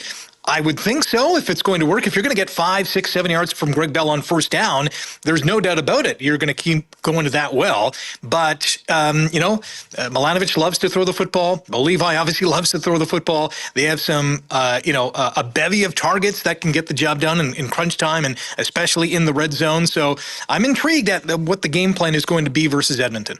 And just a selfish one here. I am in our 4-man CFL fantasy playoffs this week. I'm in the semifinals. You mentioned the targets that he has, and he has a lot of them. I get the choice between Tim White or Keandre Smith this week. Rick, if you're setting my lineup, who do you slot into one of my receiver spots between the 2? I'm going to go with Tim White on this one because for me, while Keandre has had a couple, maybe 3 really explosive games in which he's gotten to the end zone a couple of times, he's had over 130 yards receiving. Tim has been the way more consistent guy game in and game out. So you might get a big score fantasy-wise from Keandre, but you also might get a tiny score too because Kenny's option number 1, Tim is legitimately option number 2, and then Keandre's 3 and Shamar and the rest of the crew, 4 or 5 and otherwise. Don't forget too, Greg Bell is getting a lot of action out of the backfield and catching the football as well. So, but between those 2 guys, I would go with Tim White. Love it. I'm in a rival league. We're a 6-team league. I traded Greg Bell midway through the season because I have James Butler, so I really wasn't starting him. But I should have just kept him on my bench so nobody else could have him. And I'm really regretting that right now. The Bo Levi Mitchell, and we were talking about today with Arbuckle now banged up. I kind of think the MOP is Bo's to lose at this point. But Bo Levi Mitchell a couple of years ago, I remember chatting around with our CFL and TSN staff, being like, "Wow, Bo's probably going to call it a career and hop on the panel or hop in the booth or something." And then he ends up in Hamilton, and even early in Hamilton, it was holding the spot until Taylor Powell takes over and. And now here we are with what he did last year, what he's doing this year. It really is a fascinating story, isn't it? Absolutely. I mean, here's a guy who was basically not necessarily run out of Calgary, but, they were going with Jake Mayer. Here's, an aging Mitchell who was getting, injury concerns, and they thought they'd turn the page. Comes to Hamilton, and his first year is basically a write-off. He plays 6 games because he suffered, a number of injuries. And in the first half of last year, we're thinking, okay, I think maybe, it looks like it might be time for him to, to hang up the helmet. But then, he gets benched. Taylor Powell comes in. Powell gets hurt in that game against the Elks. And then Bo Levi, ever since, has gone off. He's been, in my mind, the best quarterback from that standpoint up until now in the Canadian Football League. And yeah, they've surrounded him with some great weapons too, but he's made some really clutch throws game in and game out, whether it's, getting a first down when it's, 3rd and whatever, or 2nd and long, and being able to find the open guy, running for a touchdown for the first time in 10 years a couple of weeks ago. We were all kind of, jumping out of the press box and calling that one. It was like, what is going on here? But he's found a fountain of youth. His footwork is much better than it was, maybe than ever in his career. And he credits that and the tenacity, I think, that Milanovich put in his mind to say, we got to get going here. And I think he really, once he got benched, I think not necessarily did he need that clarity, but it was the kick in the rear end to say, all right, now I got to bring it. And he's brought it ever since. It's funny because I did a game earlier in the year where Zach ran in a touchdown, Right. like the third of his career, and it was the same thing. I was like, seat, "Oh yeah. my god, can you believe Zach Collaros is running the ball to the end zone?" So no, that's good, man. Great time. Thank you very much for hopping on today, and have fun with that game this weekend. You got it. Enjoy the game Saturday. There you go. That's Rick Zamperin, voice of the Hamilton Ticats. Yeah. And yeah, Bo and Zach don't have a lot of rushing touchdowns, but it's fun to see. Especially at this stage of the career. But yeah, Rick catching a little heat in the nasty chat in the Paris Jewelers inbox as expected, given the... Look, man, as of this moment, he's not technically wrong. No. He's not right, but it's just an opinion. Yep. Hey, we have to come back around to that for the sound of the day. I have to. It's the most talked about sound most on the played show clip today. on the- yeah. We'll make sure we'll save ourselves some time, and we'll get into that here on 95.7 Cruise FM. Look at Rick. All of our online platforms. Thanks, that was fun. But that was a quick text. He's right on it. Yeah. He must have had that sitting there and then just hit send. Don't you think? Expecting that would be fun. We delivered. Imagine if it was a horrible segment and then he sent down. We're like, that's totally preemptive. Delete. Thanks. All right. The Nielsen Show is brought to you by Weiss Johnson. Let's dive into Lieutenant Eric's weekly rankings of power. Power. Brought to you by the Garrison Memorial Curling Club. They're accepting registration right now for Thursday night men's curling league. Plus, you can book your Bonspiel for the upcoming season and get free ice rental with the purchase of the buffet dinner. Visit egmgolf.com, and the folks who are running the Garrison, nasties like you, Matt's in the chat a bunch. And hey, congratulations to VR Montenegro, who won Nasty Chatter of the Year. Yeah. Yes, we do have an award for the best YouTube chatter of the year, and VR took it home. All right, what are you ranking today, buddy? What do we got here? Well, I've been looking forward to this one, and it was something that was hatched this past Sunday down at the JP Bowl between Jason Milne and I. We were doing the Edmonton Huskies pregame show as the Huskies were taking on their crosstown rivals, the Wildcats. And we're sitting there, we're talking about the game, we're setting up the game, going over, the numbers and the names and all that. I'm kind of thinking to myself, like, this is a crosstown rivalry, the only one in the Prairie Football Conference. It's screaming out for some sort of trophy or bowl or I agree. Something to kind of take as a point of pride between these two clubs. So I promised Jay, I said, maybe we need a ranking system to determine what best trophy or something to take away from. So that's what we're doing. Weekly Rankings of Power, top 10 ideas for an Edmonton Huskies Wildcats bowl game trophy. Okay, number 10. The Conor McDavid Memorial Trophy. Jeez Louise. That's why it's 10. It's not... Not today. Well, given the not today situation, number 9, the battle for the Donair dinner plate. Oh, the Donair dinner plate. You got sponsorship opportunities here as well with various vendors around the city. A nice big, not a trophy, not a bowl, but a nice plate. You can do that too, like a nice plate. And then the winning team gets to devour like a full like Donair platter on that plate. Like you'd love that after. I think game. it's a brilliant idea. Man. Football players after a game. God, you so kidding hungry. me? Number 8, the battle for the West Edmonton Mall pirate ship, in which the winning team gets full access to the ship. Sleepover on it. Free of charge all season long. Spare at no expense. Number 7. The Champions Bowl. It's the City of Champions. So what this winning team does is they get that sign that used to, right? Like the City of Champions sign, but they put it up at their clubhouse. And you can put like the team of champions. Nobody else wants it. You get the sign. Yeah. Number 6. The battle for the lone rat. What? There's no rats, right? Yeah. Like rat-free, all this rat-free stuff. province. So I think the only one can be like a giant, So we bring this rat in? not a real life one. Okay. But I'm talking about like a gilded, maybe some sort of expensive metal. And you get the rat, signifying that you have the only one, albeit not alive, in the province and the city. Do you think that's a lie? Well, I've always said, like, they don't check their papers at the border. Yeah. There's got to be a rat somewhere in this province right now who's just like, look at me. We could both walk across the provincial border back and forth. There's no, like...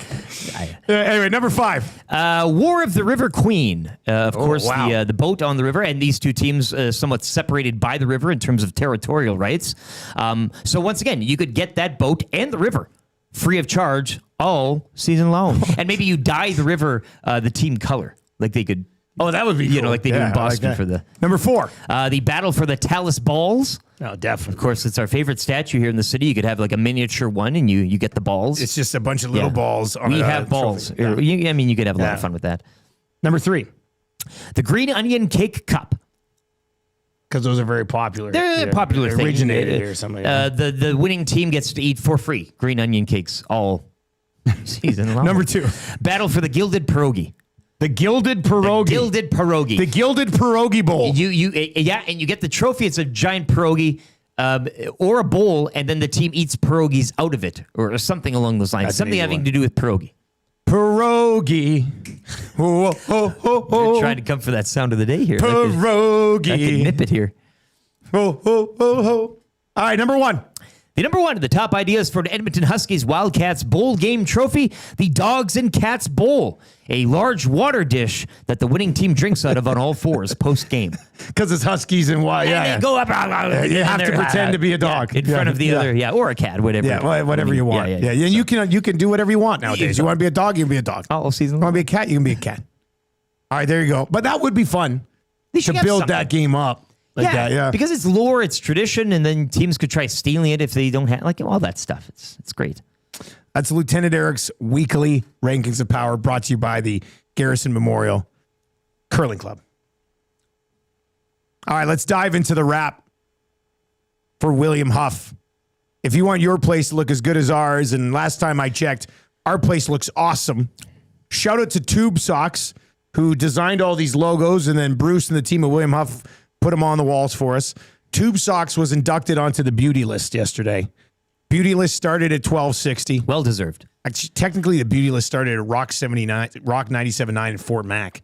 I was doing it up there a little bit too. FM. Yeah. Funny how that happened. Oh, it looks like, just like in The Lion King, everything comes full circle.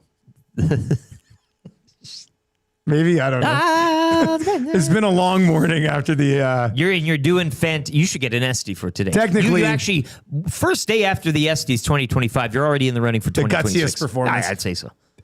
We've now been on the air longer than I slept last night. And you had coffee. It's been a banner morning. Coffee. It's been a crazy morning. I'm just, look at me. I'm going crazy. Anyway, Tube Socks joined Corey B on the EST beauty list.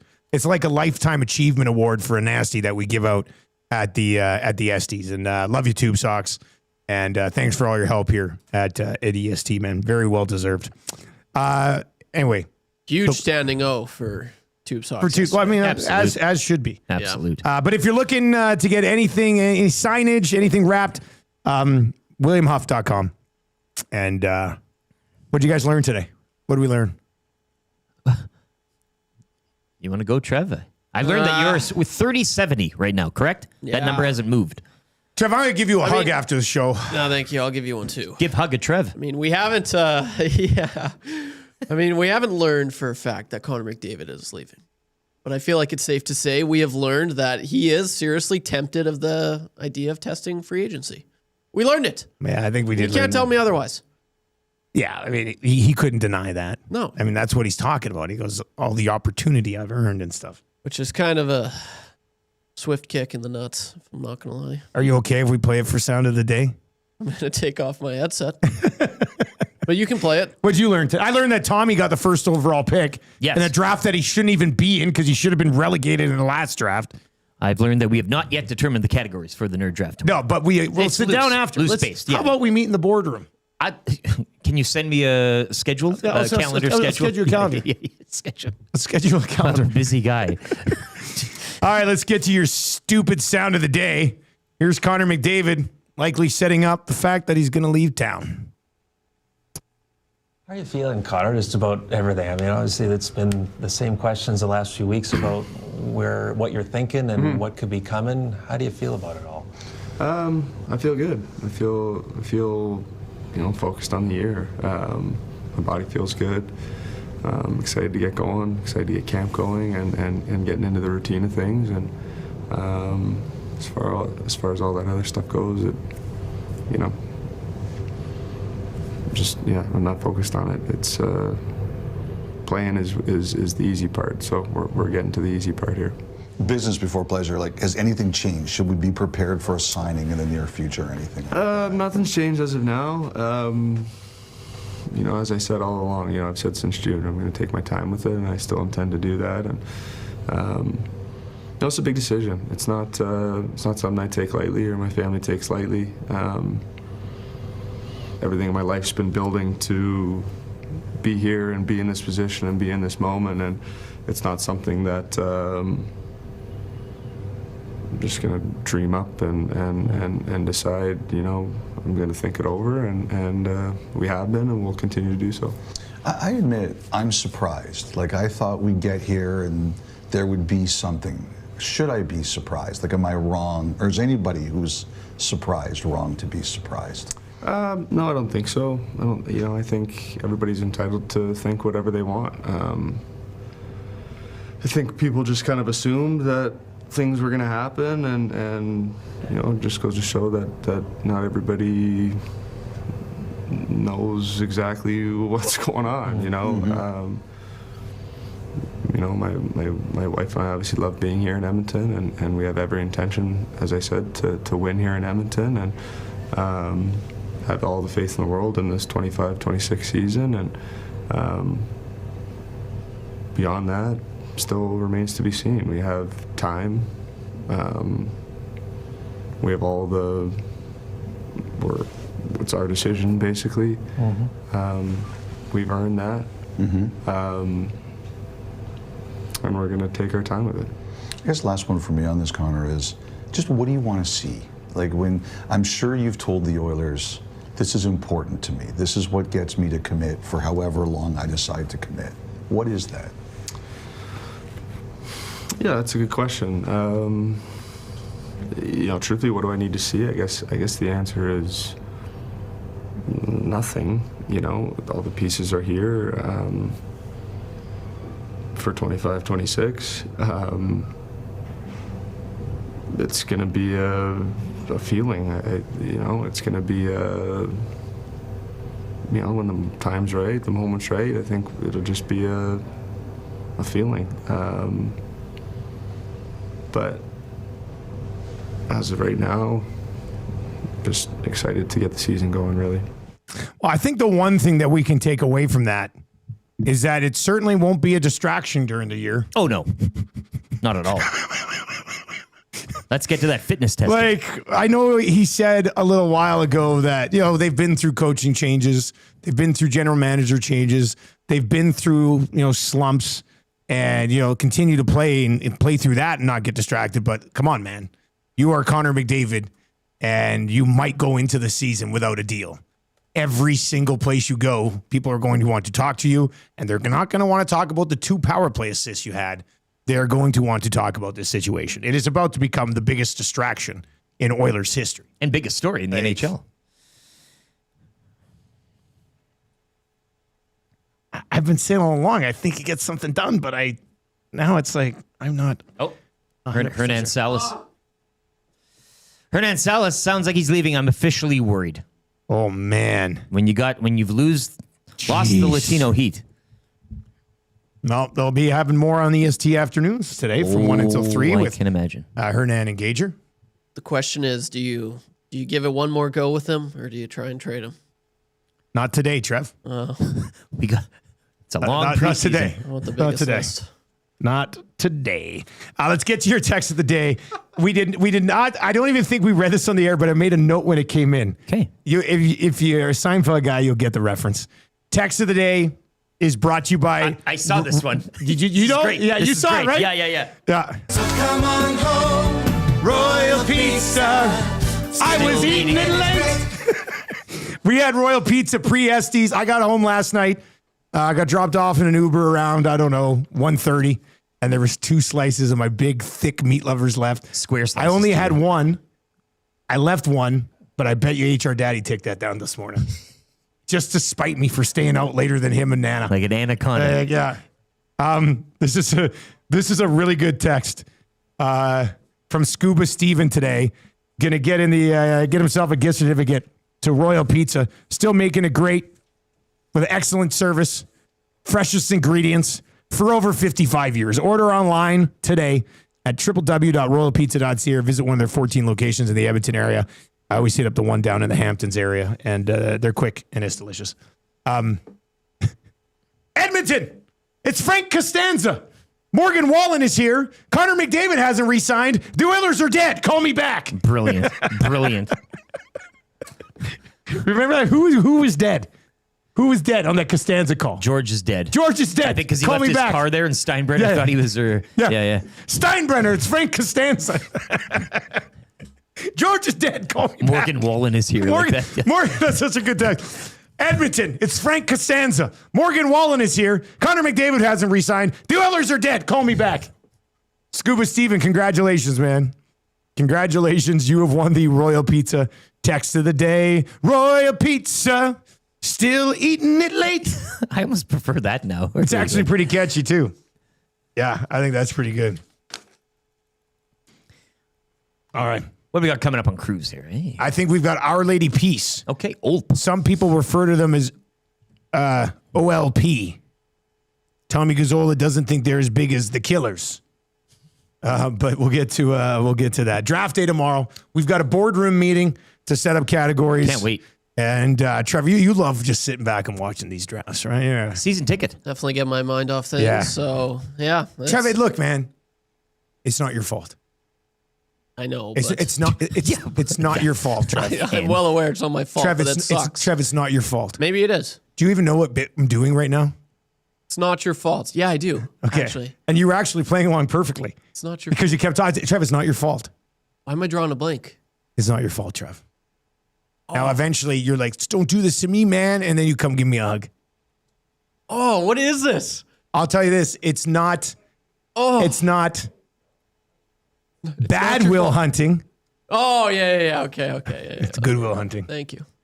What a clue. Oh, what a day in the Popeyes Louisiana Kitchen studio, boys. Esties were a blast. On with the show. This is it. The Nielson Show brought to you by Weiss Johnson, Edmonton's train home comfort specialist for nearly 50 years. For all of your furnace, air conditioning, heat pump needs, visit www.weiss-johnson.com. Once again, huge thank you to everybody who came to the Esties last night. Congratulations to all the nasties who ended up winning Esties last night. And thanks to everybody who hung out at the after party as well. It was a time that will be remembered for ages. We're going to send you back over to great tunes on 95.7 Cruise FM. Our Lady Peace is on the way. We've got the Hangout coming up. Gazzola, Belzy, and Brent Myers is in today on the Hangout. That's going to be on TuneIn, on iHeart, at EdmontonSportsTalk.com, and over on YouTube. For YouTube, Trev and Lieutenant Eric, I am Dustin Nielsen. I'll talk to you in the lock shop. Take it easy.